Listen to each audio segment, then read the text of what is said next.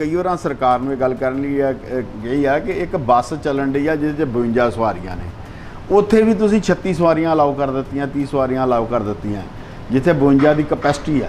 तो इस हॉल दे विच जिथे 500-700 बंदे की कैपेसिटी है या 300 बंदे की कैपेसिटी है, तुसीं उहनूं 50% रिड्यूस कर 60% रिड्यूस कर दो। एक तो गवर्नमेंट ने कोई उन्होंने कोई एड नहीं दी, बस उन्होंने कोई भी अज तक जिदा कोई इंटरस्ट दे विच कोई इलैक्ट्रिसिटी दे विच कोई उन्होंने जिहड़ियां है जॉब्स कर्मचारी है उन्होंने कोई भी सबसिडी या कोई भी रिलैक्सेशन नहीं दी। बाकी इलैक्ट्रिसिटी बिल सानू उन्ना ही आ रहा। अज मेरे को 100 kV का कनैक्शन है जी, 30 तो 32,000 रुपया 35,000 बिल आना ही आना। वो कोई साड़ी कॉस्ट की कटौती नहीं हुई। जे मैं एप्लीकेशन फाइल की उत्ते कि भाजी मेरा मीटर का लोड घटा दो, मैं 10 किलोवाट दे दो जी, काम तो चलन नहीं दिया। वो कहते भाजी मुड़ के नहीं जो लोड मिलना, पहलो सोच लो। वो फीस के पैसे भी जोड़े फीसा जमा कराइया वो पैसे वापस नहीं जी होने, नवे सिरों फिर करवाने पैने। मतलब हर पासों सरकार अपने वालों पूरी हो रही है। तुहानू बैंक के ब्याज उन्ने पै रहे हैं, कोई इस कटौती नहीं। ठीक है जी, तुहाडे इलैक्ट्रिसिटी के बिल तुहाडे जो गवर्नमेंट टैक्सिस तुहाडे बनते वो एज इट इज़ बनते हैं, उस तुहाडा कोई लैस नहीं गा जी।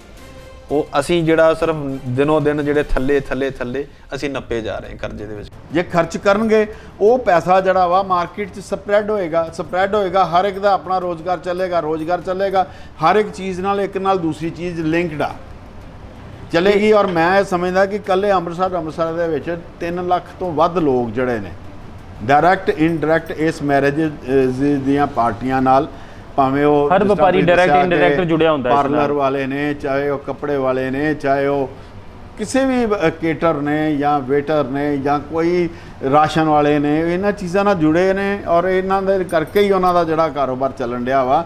और ये सीजनल काम ने। मंदिरां गुरुद्वारां दे विचकार सब कुछ खुला, बाज़ारां दे विचकार चल जाओ अज भी ओह खुला, बसां दे विचकार 52 बंदे बह रहे ने। ठीक है जी, बाकी सब कुछ उदां चल रहा, पर वैडिंग दे विचकार मेरे ख्याल नाल शायद करोना ज़्यादा फैलदा जी। या होर सोशल गैदरिंग्स जिथे हैगियां ने उत्थे कोई पुੱਛ विच नहीं। सियासत दे विच तुसीं आप वेखण दे हो भी अज दी डेट दे विच जे पिछे इलैक्शन होए आ बंगाल दे विच ते लखां बंदियां दी उदों कोविड नहीं सी हैगा। ਉਹਨੂੰ ਮੇਨਟੇਨ ਕਰਨ ਦੇ ਲਈ ਕੋਈ ਪਲੈਨਿੰਗ सर देखो ਉਹਦੇ ਵਾਸਤੇ ਨਾ ਜਿਵੇਂ ਛੋਟੀ ਜਗ੍ਹਾ ਵਾ ਉਹਦੇ ਦਿੱਕਤ ਆਏਗੀ। ਹੁਣ ਸਾਡੇ ਕੋਲ ਜਿਹੜਾ ਮੇਰੇ ਕੋਲ ਇਸ ਟਾਈਮ ਜਿਹੜਾ ਹਾਲ ਆ ਤਕਰੀਬਨ ਕੋਈ 8 ਤੋਂ 10,000 ਸਕੁਅਰ ਫੁੱਟ ਦੇ ਵਿੱਚ ਆ।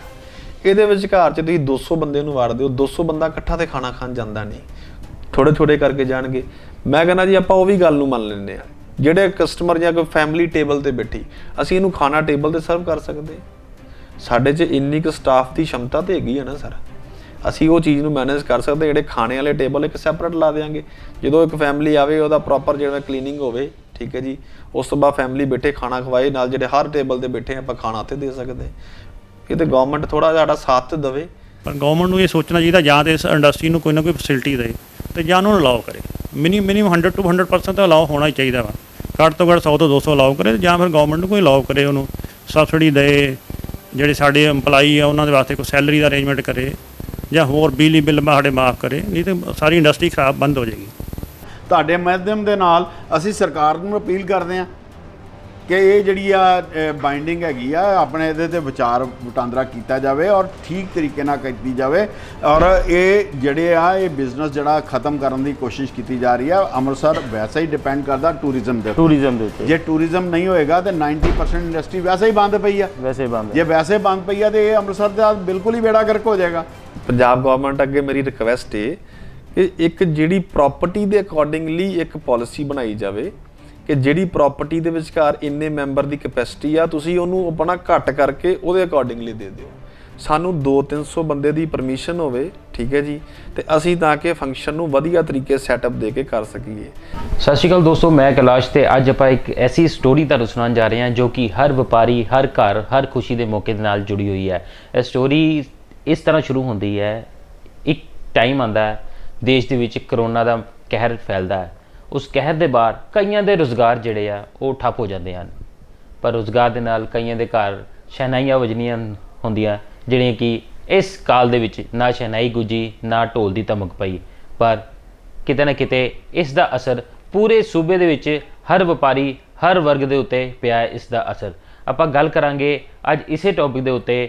ਤੇ ਅੱਜ ਇਸ ਖਾਸ ਪ੍ਰੋਗਰਾਮ ਵਿੱਚ ਇੱਕ ਐਸੀ ਕੜੀ, ਇੱਕ ਵਪਾਰ ਦੀ ਐਸੀ ਕੜੀ ਦੇ ਰੂਬਰੂ ਤੁਹਾਨੂੰ ਕਰਾਵਾਂਗੇ ਜਿਸ ਦੇ ਵਪਾਰ ਨਾਲ ਹੋਰ ਵੀ ਛੋਟੇ ਵੱਡੇ ਕਈ ਵਪਾਰ ਨਾਲ ਹੋਰ ਚੱਲਦੇ ਹਨ। ਇਸ ਕਰੋਨਾ ਦੇ ਕਾਲ ਨਾਲ ਉਹਨਾਂ ਦੇ ਇਸ ਵਪਾਰ ਦੇ ਬੰਦ ਹੋਣ ਨਾਲ ਕਿੰਨਾ ਕੁ ਅਸਰ ਪਿਆ, ਆਪਾਂ ਉਸ ਬਾਰੇ ਵੀ ਗੱਲਬਾਤ ਕਰਾਂਗੇ। ਆਪਾਂ ਸਵਾਗਤ ਕਰਦੇ ਹਾਂ ਰਾਹੁਲ ਜੀ ਸੈਲੀਬ੍ਰੇਸ਼ਨ ਰਿਜ਼ੋਰਟ ਤੋਂ। ਰਾਹੁਲ ਜੀ ਦਾ ਸਾਡੇ ਪ੍ਰੋਗਰਾਮ 'ਚ ਸਵਾਗਤ ਹੈ ਤੁਹਾਡਾ। Thank you sir, thank you ਜੀ। ਸਰ, ਜਿਸ ਤਰ੍ਹਾਂ ਕਿ ਤੁਸੀਂ ਇੱਕ ਰਿਜ਼ੋਰਟ ਰਨ ਕਰਦੇ ਹੋ ਜੀ, ਤੁਹਾਡਾ ਰਿਜ਼ੋਰਟ ਜਿਹਦੇ ਕਿ ਤਕਰੀਬਨ ਪਿਛਲੇ 15 ਤੋਂ 16 ਮਹੀਨਿਆਂ ਦੇ ਵਿੱਚ ਇੱਥੇ ਕੋਈ ਪ੍ਰੋਗਰਾਮ ਨਹੀਂ ਹੋ ਰਿਹਾ, ਤਾਂ ਗੱਲ ਕਰੀਏ ਕਿ ਸਾਰੇ ਰਿਜ਼ੋਰਟ ਦੇ ਵਿੱਚ ਜੋ ਕਿ ਹੈਲਥ ਡਿਪਾਰਟਮੈਂਟ ਦੀ ਕੋਰੋਨਾ ਨੂੰ ਲੈ ਕੇ ਗਾਈਡਲਾਈਨਸ ਹੈਗੀਆਂ ਉਸ ਦੇ ਚੱਲਦੇ ਰਿਜ਼ੋਰਟ ਦੇ ਵਿੱਚ ਇਕੱਠ ਨਹੀਂ ਹੋ ਰਿਹਾ। ਜੇ ਇਕੱਠ ਦੀ ਪਰਮਿਸ਼ਨ ਵੀ ਦਿੱਤੀ ਜਾਂਦੀ ਹੈ ਤੇ ਉਹ ਪਰਮਿਸ਼ਨ ਇਸ ਤਰ੍ਹਾਂ ਦਿੱਤੀ ਜਾਂਦੀ ਹੈ, ਚਾਹੇ ਛੋਟਾ ਰਿਜ਼ੋਰਟ ਹੈ ਚਾਹੇ ਵੱਡਾ, ਸਪੇਸ ਚਾਹੇ ਛੋਟੀ ਹੈ ਵੱਡੀ, ਸਾਰਿਆਂ ਨੂੰ ਇਕੁਅਲ ਪਰਮਿਸ਼ਨ ਦੇ ਦਿੱਤੀ ਜਾਂਦੀ ਹੈ, 20 ਬੰਦਿਆਂ ਦੀ ਜਾਂ 50 ਬੰਦਿਆਂ ਦੀ। ਜੀ ਜੀ ਬਿਲਕੁਲ ਜੀ। ਤੇ ਇਸ ਨੂੰ ਲੈ ਕੇ ਤੁਸੀਂ ਕੀ ਕਹਿਣਾ ਚਾਹੋਗੇ ਸਰਕਾਰ ਨੂੰ ਕਿ ਇਹ ਪਰਮਿਸ਼ਨ ਕੀ ਇਹ ਸਰਕਾਰ ਦਾ ਜਿਹੜਾ ਆਦੇਸ਼ ਹੁੰਦਾ ਹੈ ਇਹ ਜਾਇਜ਼ ਹੈ ਇਸ ਚੀਜ਼ ਨੂੰ ਲੈ ਕੇ? ਸਰ, ਪਹਿਲਾਂ ਤਾਂ ਮੈਂ ਬੇਨਤੀ ਇਹ ਕਰਨਾ ਚਾਹਾਂਗਾ ਕੈਪਟਨ ਸਾਹਿਬ ਨੂੰ ਕਿ ਇਹ ਜਿਹੜੀ ਵੀ ਪਾਲਿਸੀ ਬਣਾਉਂਦੇ ਨੇ ਇਹਨਾਂ ਨੂੰ ਇੱਕ ਜਿਹੜੇ ਆਫੀਸਰ ਬਣਾਉਂਦੇ ਨੇ ਜਾਂ ਜਿਹੜੇ ਵੀ ਜਿਵੇਂ ਕੈਪਟਨ ਸਾਹਿਬ ਬਣਾਉਂਦੇ ਨੇ ਇਹਨਾਂ ਨੂੰ ਥੋੜਾ ਇੱਕ ਟਰੀਟ ਇਹ ਰੱਖੋ ਕਿ ਕੋਈ ਬੰਦਾ 200 ਗਜ ਦਾ ਹੋਟਲ ਜਾਂ ਬੈਂਕੁਏਟ ਰਨ ਕਰ ਰਿਹਾ ਤੇ ਕੋਈ ਬੰਦਾ 2.5 ਤੋਂ 3 ਏਕੜ ਦਾ ਜਿਹੜਾ ਰਿਜ਼ੋਰਟ ਚਲਾ ਰਿਹਾ, ਉਹਨੂੰ ਵੀ 20 ਬੰਦਿਆਂ ਦੀ ਪਰਮਿਸ਼ਨ ਹੈ ਤੇ ਸਾਨੂੰ ਵੀ 20 ਬੰਦਿਆਂ ਦੀ ਪਰਮਿਸ਼ਨ ਹੈ। ਤੇ ਜੇ ਰਿਜ਼ੋਰਟ ਦੀ ਗੱਲ ਕਰੀਏ 20 ਬੰਦਿਆਂ ਦੀ ਪਰਮਿਸ਼ਨ ਹੁੰਦੀ ਹੈ ਤਾਂ ਤਕਰੀਬਨ ਹਰ ਰਿਜ਼ੋਰਟ 'ਚ 25 ਤੋਂ 30 ਤੇ ਮੁਲਾਜ਼ਮ ਹੁੰਦੇ ਹਨ। ਬਿਲਕੁਲ ਹੈਗੇ ਜੀ, ਲੋਕਾਂ ਨੂੰ ਰੱਖਣੇ ਪੈਣੇ ਆ ਜੀ। ਦੇਖੋ ਹੁਣ ਅੱਜ ਗਰਮੀਆਂ ਦਾ ਦੌਰ ਚੱਲਣ ਦਿਆ ਏ, ਦੇਖੋ ਸਾਨੂੰ 2-3 ਮਾਲੀ ਪੱਕੇ ਰੱਖਣੇ ਪੈਂਦੇ ਆ। ਸਾਡੇ ਸਵੇਰ ਦੀ ਸਿਕਿਉਰਿਟੀ 2 ਗਾਰਡ, ਦਿਨ ਰਾਤ ਦਾ ਸਾਡਾ ਹੋ ਗਿਆ ਪੱਕਾ ਜੀ। ਜਿਹੜਾ ਕਰੋਨਾ ਟਾਈਮ ਦੇ ਵਿਚਕਾਰ ਰਾਤ ਨੂੰ ਵੈਸੇ 2 ਗਾਰਡ ਹੁੰਦੇ, 3 ਗਾਰਡ ਸਾਡੇ ਪੱਕੇ ਆ ਜਾਂਦੇ। ਉਸ ਤੋਂ ਬਾਅਦ ਤੁਸੀਂ ਇੱਕ ਮੈਨੇਜਰ ਲਾ ਲਓ, ਸਾਫ਼ ਸਫਾਈ ਦੇ 2 ਮੁੰਡੇ ਲਾ ਲਓ, ਠੀਕ ਹੈ ਜੀ। ਕੋਈ ਛੋਟਾ ਮੋਟਾ ਜਿਹੜਾ ਕੋਈ ਇਲੈਕਟ੍ਰੀਸ਼ੀਅਨ ਦਾ ਕੰਮ ਜਿਹੜਾ ਕਰਦਾ, ਇਲੈਕਟ੍ਰੀਸ਼ੀਅਨ ਇੱਕ ਪੱਕਾ ਹੋ ਜਾਂਦਾ ਏ। ਦੇਖੋ ਇਸ ਤਰ੍ਹਾਂ ਦੇ ਜਿਹੜੇ ਮਤਲਬ ਪੱਕਾ ਸਟਾਫ ਇੱਕ ਜਿਹੜਾ ਮੈਨੇਜਮੈਂਟ ਵਾਸਤੇ ਸਾਨੂੰ ਟੇਕ ਕੇਅਰ ਪ੍ਰਾਪਰਟੀ ਦੀ ਕਰਨ ਵਾਸਤੇ 10 ਤੋਂ 15 ਬੰਦੇ ਤੇ ਮਿਨੀਮਮ ਨੇ। ਤੇ ਜਿਹੜੇ ਬੰਦਿਆਂ ਦੇ ਸਾਡੇ ਮੇਰੇ ਵੀਰਾਂ ਦੇ 5-5 6-6 ਏਕੜ ਦੇ ਰਿਜ਼ੋਰਟ ਆ ਉਹਨਾਂ ਕੋਲ ਤੇ 20-25 ਬੰਦੇ ਨਾਰਮਲ ਨੇ ਭਾਜੀ। ਤੇ 20 ਬੰਦਿਆਂ ਦੀ ਪਰਮਿਸ਼ਨ ਵਾਸਤੇ ਤੇ ਹੁਣ ਸਾਡੇ ਕੋਲ ਪਾਰਟੀਆਂ ਇਸੇ ਕਰਕੇ ਨਹੀਂ ਆ ਰਹੀਆਂ ਭਾਜੀ।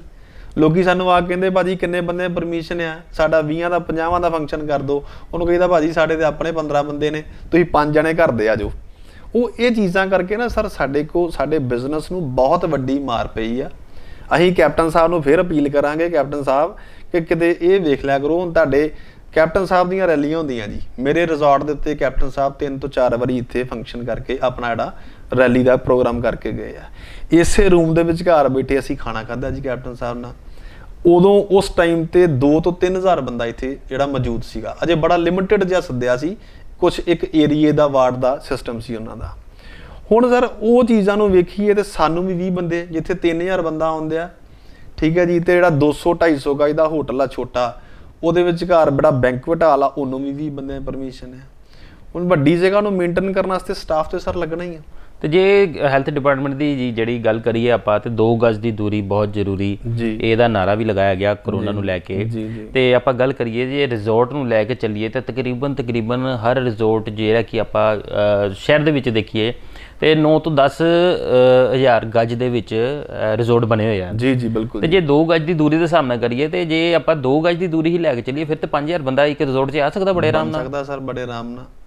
ਦੇਖੋ ਬਟ ਅਸੀਂ ਫਿਰ ਕਹਿੰਦੇ ਆ ਅਸੀਂ 2 ਤੋਂ ਲਾ ਕੇ ਅਸੀਂ 4 ਦੀ ਛੱਡੋ, ਸਾਨੂੰ 6 ਦੀ ਦਿਓ, 6 ਗਜ ਦੀ ਦੂਰੀ ਤੇ ਵੀ, ਪਰ ਸਾਨੂੰ 300-400 ਬੰਦੇ 200-300 ਦੀ ਪਰਮਿਸ਼ਨ ਤੇ ਦਿਓ ਤਾਂ ਕਿ ਕਿਸੇ ਬੰਦੇ ਨੂੰ ਜਿਹੜਾ ਪਾਰਟੀ ਆਰਗੇਨਾਈਜ਼ਰ ਆ ਉਹਨੂੰ ਮਹਿਸੂਸ ਹੋਵੇ ਕਿ ਨਹੀਂ ਯਾਰ ਮੈਂ 300 ਗਜ ਦੇ ਹੋਟਲ ਦੇ ਵਿੱਚ ਘਰ ਫੰਕਸ਼ਨ ਕਰ ਰਿਹਾ, ਮੇਰੇ ਇੱਥੇ 300 ਬੰਦਾ ਨਹੀਂ ਆਣਾ। ਠੀਕ ਹੈ ਜੀ। ਉਹ ਜਦੋਂ ਪਰਮਿਸ਼ਨ ਹੀ ਕਿਸੇ ਨੂੰ 20 ਦੀ ਮਿਲੇਗੀ ਆਟੋਮੈਟਿਕਲੀ ਉੱਥੇ ਸ਼ਿਫਟ ਹੋ ਜਾਏਗਾ, ਸਾਡੇ ਕੋਲ ਆਉਂਦਾ ਹੀ ਕੋਈ ਨਹੀਂ ਸਾਰੀ ਦਿਹਾੜੀ। ਪਰਮਿਸ਼ਨ ਨਾ ਹੋਣ ਕਰਕੇ ਤੇ ਚਲੋ ਇੱਥੇ ਰਿਜ਼ੋਰਟ ਦੇ ਵਿੱਚ ਪਾਰਟੀ ਫੰਕਸ਼ਨ ਤੇ ਹੁੰਦੇ ਨਹੀਂ ਪਏ ਜੀ, ਪਰ ਇੱਕ ਰਿਜ਼ੋਰਟ ਦੀ ਰਨਿੰਗ ਕੋਸਟ ਹੁੰਦੀ ਹੈ। ਬਿਲਕੁਲ। ਕਿਸੇ ਵੀ ਆਪਣਾ ਪ੍ਰੋਜੈਕਟ ਦੀ ਲੈ ਲਈਏ, ਇੱਕ ਬੰਦ ਪਏ ਘਰ ਦੀ ਵੀ ਰਨਿੰਗ ਕੋਸਟ ਹੁੰਦੀ ਹੈ। ਤੁਸੀਂ ਏਡਾ ਵੱਡਾ ਰਿਜ਼ੋਰਟ ਚਲਾ ਰਹੇ ਹੋ ਤੇ ਜੇ ਐਸਟੀਮੇਟਡ ਰਨਿੰਗ ਕੋਸਟ ਦੀ ਗੱਲ ਕਰੀਏ ਤੇ ਕਿੰਨੀ ਕੀ ਕੋਸਟਿੰਗ ਜਿਹੜੀ ਪਿਛਲੇ 16 ਮਹੀਨੇ ਤੁਹਾਨੂੰ ਘਰੋਂ ਦੇਣੀ ਪੈ ਰਹੀ ਹੈ? ਸਰ ਦੇਖੋ ਇਸ ਤਰ੍ਹਾਂ ਹੈ, ਅਸੀਂ ਤੇ ਇਸ ਚੀਜ਼ 'ਚ ਕਰੋਨਾ ਟਾਈਮ ਦੇ ਵਿਚਕਾਰ ਬਹੁਤ ਜ਼ਿਆਦਾ ਨੁਕਸਾਨ ਚੱਲਿਆ। ਦੇਖੋ ਰਨਿੰਗ ਕਾਸਟ ਇਸ ਤਰ੍ਹਾਂ ਹੈ ਸਰ ਕਿ ਜਿਹੜੀ ਐਕਸਾਈਜ਼ ਡਿਪਾਰਟਮੈਂਟ ਦੀ ਤੁਹਾਡੀ ਪਾਲਿਸੀ ਆ, ਤੁਹਾਨੂੰ ਉਹਦੀ ਫੀਸ ਦੇ ਪੈਸੇ ਪੂਰੇ ਦੇਣੇ ਪੈਣੇ ਨੇ। ਠੀਕ ਹੈ ਜੀ। ਪ੍ਰਾਪਰਟੀ ਟੈਕਸ ਤੁਹਾਨੂੰ ਜਿਹੜਾ ਪ੍ਰਾਪਰਟੀ ਦਾ ਪੈ ਰਿਹਾ ਉਹ ਤੁਹਾਨੂੰ ਦੇਣਾ ਹੀ ਪੈਣਾ ਹੈ। ਠੀਕ ਹੈ ਜੀ। ਉਸ ਤੋਂ ਅੱਗੇ ਤੁਹਾਡਾ ਇੱਕ ਪੋਲੂਸ਼ਨ ਦਾ ਤੁਹਾਡਾ ਆ ਗਿਆ ਜੀ ਫਾਇਰ ਦੇ ਤੁਹਾਨੂੰ ਖਰਚੇ ਪੈਣੇ ਹੀ ਪੈਣੇ ਨੇ। ਠੀਕ ਹੈ ਜੀ। ਵੇਖੋ ਜਿਹੜੀ ਚੀਜ਼ ਇੱਕ ਕੰਜ਼ਰਵੇਂਸੀ ਟੈਕਸ ਆ ਉਹ ਸਾਨੂੰ ਰੱਖਣਾ ਹੀ ਪੈਣਾ ਹੈ। ਉਸ ਤੋਂ ਇਲਾਵਾ ਜੇ ਕੋਈ ਚਲੋ ਫਿਊਚਰਲੀ ਸਾਨੂੰ ਲਾਸਟ ਈਅਰ ਵੀ ਜਿਵੇਂ ਇਹਨਾਂ ਨੇ ਲਾਇਆ ਪਰਮਿਸ਼ਨ, ਸਾਨੂੰ ਉਮੀਦ ਸੀ ਕਿ ਨਵੰਬਰ-ਦਸੰਬਰ ਦੇ ਵਿਚਕਾਰ ਚੱਲੇਗਾ, ਉਦੋਂ ਵੀ 50-100 ਬੰਦੇ ਦੀ ਪਰਮਿਸ਼ਨ ਮਿਲੀ ਸਾਨੂੰ। ਸਾਡੇ ਬਿਜ਼ਨਸ ਤੇ ਬਹੁਤ ਜ਼ਿਆਦਾ ਇਫੈਕਟ ਪਿਆ, ਸਾਡੇ ਕੋਲ ਕੰਮ ਬਹੁਤ ਘੱਟ ਸੀ ਉਦੋਂ ਵੀ। ਠੀਕ ਹੈ ਜੀ। ਦੂਸਰੇ ਨੰਬਰ ਦੇ ਉੱਤੇ ਜਦੋਂ ਆਪਾਂ ਅੱਗੇ ਹੁਣ ਇਸ ਸਾਲ ਆ ਗਏ, ਸਾਨੂੰ ਇਹ ਉਮੀਦ ਹੈ ਕਿ ਚਲੋ ਫਿਊਚਰਲੀ ਫਿਰ ਚੱਲੇਗਾ।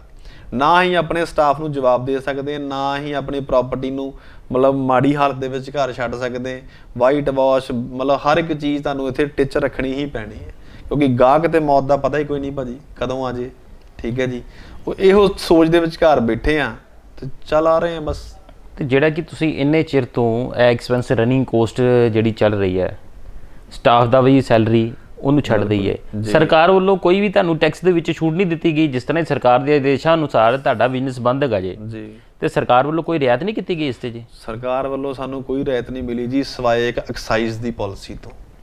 ਠੀਕ ਹੈ ਜੀ, ਐਕਸਾਈਜ਼ ਦੇ ਵਿਚਕਾਰ ਲਾਸਟ ਈਅਰ ਨਾਲ ਸਾਡੇ ਕੋਲ ਉਹਦੇ ਪੈਸੇ ਕੱਟੇ ਕਿ ਚਲੋ 6 ਮਹੀਨੇ ਕੰਮ ਬੰਦ ਰਿਹਾ, ਉਹਦੇ ਤੁਸੀਂ ਪੈਸੇ ਘੱਟ ਦੇ ਦਿਓ। ਬਾਕੀ ਇਲੈਕਟ੍ਰਿਸਿਟੀ ਬਿੱਲ ਸਾਨੂੰ ਓਨਾ ਹੀ ਆ ਰਿਹਾ। ਅੱਜ ਮੇਰੇ ਕੋਲ 100 kV ਦਾ ਕਨੈਕਸ਼ਨ ਆ ਜੀ, 30 ਤੋਂ 32,000 ਰੁਪਈਆ 35,000 ਬਿੱਲ ਆਣਾ ਹੀ ਆਣਾ। ਉਹਦੇ 'ਚ ਕੋਈ ਸਾਡੀ ਕਾਸਟ ਦੀ ਕਟੌਤੀ ਨਹੀਂ ਹੋਈ। ਜੇ ਮੈਂ ਐਪਲੀਕੇਸ਼ਨ ਫਾਈਲ ਕੀਤੀ ਉੱਤੇ ਕਿ ਭਾਜੀ ਮੇਰਾ ਮੀਟਰ ਦਾ ਲੋਡ ਘਟਾ ਦਿਓ, ਮੈਨੂੰ 10 ਕਿਲੋਵਾਟ ਦੇ ਦਿਓ ਜੀ, ਕੰਮ ਤੇ ਚੱਲਣ ਨਹੀਂ ਦਿਆ, ਉਹ ਕਹਿੰਦੇ ਭਾਜੀ ਮੁੜ ਕੇ ਨਹੀਂ ਜੇ ਲੋਡ ਮਿਲਣਾ, ਪਹਿਲੋਂ ਸੋਚ ਲਓ। ਉਹਦੀ ਫੀਸ ਦੇ ਪੈਸੇ ਵੀ ਜਿਹੜੇ ਫੀਸਾਂ ਜਮ੍ਹਾਂ ਕਰਾਈਆਂ ਉਹਦੇ ਵੀ ਪੈਸੇ ਵਾਪਸ ਨਹੀਂ ਜੀ ਹੋਣੇ, ਨਵੇਂ ਸਿਰੋਂ ਫੇਰ ਕਰਾਉਣੇ ਪੈਣੇ।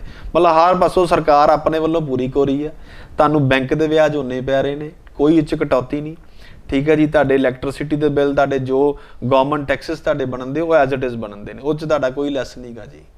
ਉਹ ਅਸੀਂ ਜਿਹੜਾ ਸਿਰਫ ਦਿਨੋਂ ਦਿਨ ਜਿਹੜੇ ਥੱਲੇ ਅਸੀਂ ਨੱਪੇ ਜਾ ਰਹੇ ਹਾਂ ਕਰਜ਼ੇ ਦੇ ਵਿਚਕਾਰ। ਤੇ ਜੇ ਗੱਲ ਕਰੀਏ ਤੇ ਸਿੱਧੇ ਤੌਰ ਦੇ ਵਿੱਚ ਤੁਹਾਡਾ ਵਪਾਰ ਤੇ ਬੰਦ ਕਰ ਦਿੱਤਾ ਗਿਆ, ਪਰ ਸਰਕਾਰ ਨੇ ਆਪਣਾ ਵਪਾਰ ਨਹੀਂ ਬੰਦ ਕੀਤਾ, ਆਪਣਾ ਵਪਾਰ ਉਸੇ ਲਹਿਜੇ ਨਾਲ ਚਾਲੂ ਹੈ ਤੇ ਆਪਣੇ ਟੈਕਸ ਜਿਹੜੇ ਆ ਉਹਦੀ ਵਸੂਲੀ ਉਸੇ ਤਰੀਕੇ ਨਾਲ ਕੀਤੀ ਜਾ ਰਹੀ ਹੈ। ਬਿਲਕੁਲ ਜੀ, ਬਿਲਕੁਲ ਐਜ਼ ਇਟ ਇਜ਼ ਉਸੇ ਤਰ੍ਹਾਂ ਚੱਲ ਰਿਹਾ ਜੀ। ਬਾਕੀ ਇਹਦੇ 'ਚ ਗਵਰਨਮੈਂਟ ਦਾ ਵੀ ਨੁਕਸਾਨ ਹੈ। ਹੁਣ ਜੇ ਸਾਡੇ ਕੋਲ ਫੰਕਸ਼ਨ ਪਾਰਟੀਆਂ ਹੁੰਦੀਆਂ ਜੀ, ਇਹਦੇ ਬਿੱਲ ਜਿਹੜੇ ਬੰਦੇ ਕੱਟਦੇ ਆ, ਜੋ ਗਵਰਨਮੈਂਟ 18% GST ਹੈ ਜੀ ਸਾਨੂੰ, ਅਸੀਂ ਉਹ ਵੀ ਤਾਂ ਪੇ ਕਰਦੇ ਹਾਂ ਨਾ ਜੀ। ਹੁਣ ਗਵਰਨਮੈਂਟ ਥੋੜਾ ਜਿਹਾ ਇਹ ਚੀਜ਼ ਨੂੰ ਸੋਚਦੀ ਨਹੀਂ। ਮੰਦਰਾਂ ਗੁਰਦੁਆਰਿਆਂ ਦੇ ਵਿਚਕਾਰ ਸਭ ਕੁਝ ਖੁੱਲਾ, ਬਾਜ਼ਾਰਾਂ ਦੇ ਵਿਚਕਾਰ ਚੱਲ ਜਾਓ ਅੱਜ ਵੀ ਉਹ ਖੁੱਲਾ, ਬੱਸਾਂ ਦੇ ਵਿਚਕਾਰ 52 ਬੰਦੇ ਬਹਿ ਰਹੇ ਨੇ। ਠੀਕ ਹੈ ਜੀ, ਇਹ ਬਾਕੀ ਸਭ ਕੁਝ ਉੱਦਾਂ ਚੱਲ ਰਿਹਾ, ਪਰ ਵੈਡਿੰਗ ਦੇ ਵਿਚਕਾਰ ਮੇਰੇ ਖਿਆਲ ਨਾਲ ਸ਼ਾਇਦ ਕਰੋਨਾ ਜ਼ਿਆਦਾ ਫੈਲਦਾ ਜੀ ਸਾਨੂੰ ਨੇ। ਜੇ ਗੱਲ ਕਰੀਏ ਤਾਂ ਦੇਸ਼ ਦੇ ਵਿੱਚ ਵੱਡੀਆਂ ਰੈਲੀਆਂ ਹੋਈਆਂ, ਜਿੱਥੇ ਕਿ ਗੈਦਰਿੰਗ ਹਜ਼ਾਰਾਂ ਨਹੀਂ ਲੱਖਾਂ ਦੇ ਹਿਸਾਬ ਨਾਲ ਰੈਲੀ ਦੇ ਵਿੱਚ ਗੈਦਰਿੰਗ ਹੋਈ ਹੈ। 5,000 ਬੰਦੇ ਦੀਆਂ ਗਾਈਡਲਾਈਨਸ ਕੋਈ ਵੀ ਫੋਲੋ ਨਹੀਂ ਕਰਦਾ। ਜੇ ਪੋਲੀਟੀਕਲ ਰੈਲੀ ਦੀ ਗੱਲ ਕਰੀਏ, ਮੈਂ ਕਿਸੇ ਪਾਰਟੀ ਦੀ ਨਹੀਂ ਗੱਲ ਕਰਦਾ, ਮੈਂ ਹਰ ਪਾਰਟੀ ਦੀ ਗੱਲ ਕਰਦਾ ਜਿੱਥੇ ਕਿ ਕੋਈ ਵੀ ਪੋਲੀਟੀਕਲ ਪਾਰਟੀ ਹੋਏ ਰੈਲੀ ਕਰਦੀ ਹੈ ਤੇ ਲੰਬੀਆਂ ਲਾਈਨਾਂ ਲੱਗ ਜਾਂਦੀਆਂ ਨੇ, ਉੱਥੇ ਹਰ ਗਾਈਡਲਾਈਨਸ ਦੀ ਧੱਜੀਆਂ ਉੱਡ ਜਾਂਦੀਆਂ। ਪਰ ਜੇ ਆਪਾਂ ਘਰ ਦੀ ਖੁਸ਼ੀ ਦੀ ਗੱਲ ਕਰੀਏ, ਜੇ ਕਿ ਹਰ ਇੱਕ ਬੰਦੇ ਦਾ ਵਿਆਹ ਹੁੰਦਾ, ਘਰ ਦੇ ਵਿੱਚ ਬੜਾ ਚਾਹ ਹੁੰਦਾ, ਮਾਂ ਪਿਓ ਦਾ, ਭੈਣ ਭਰਾ ਦਾ, ਉਹਦਾ ਆਪਣਾ ਵੀ, ਕਿ ਵਿਆਹ ਹੋਣਾ ਤੇ ਆਪਾਂ ਇਹਨੇ ਤੌਰ ਤਰੀਕੇ ਨਾਲ ਕਰਨਾ।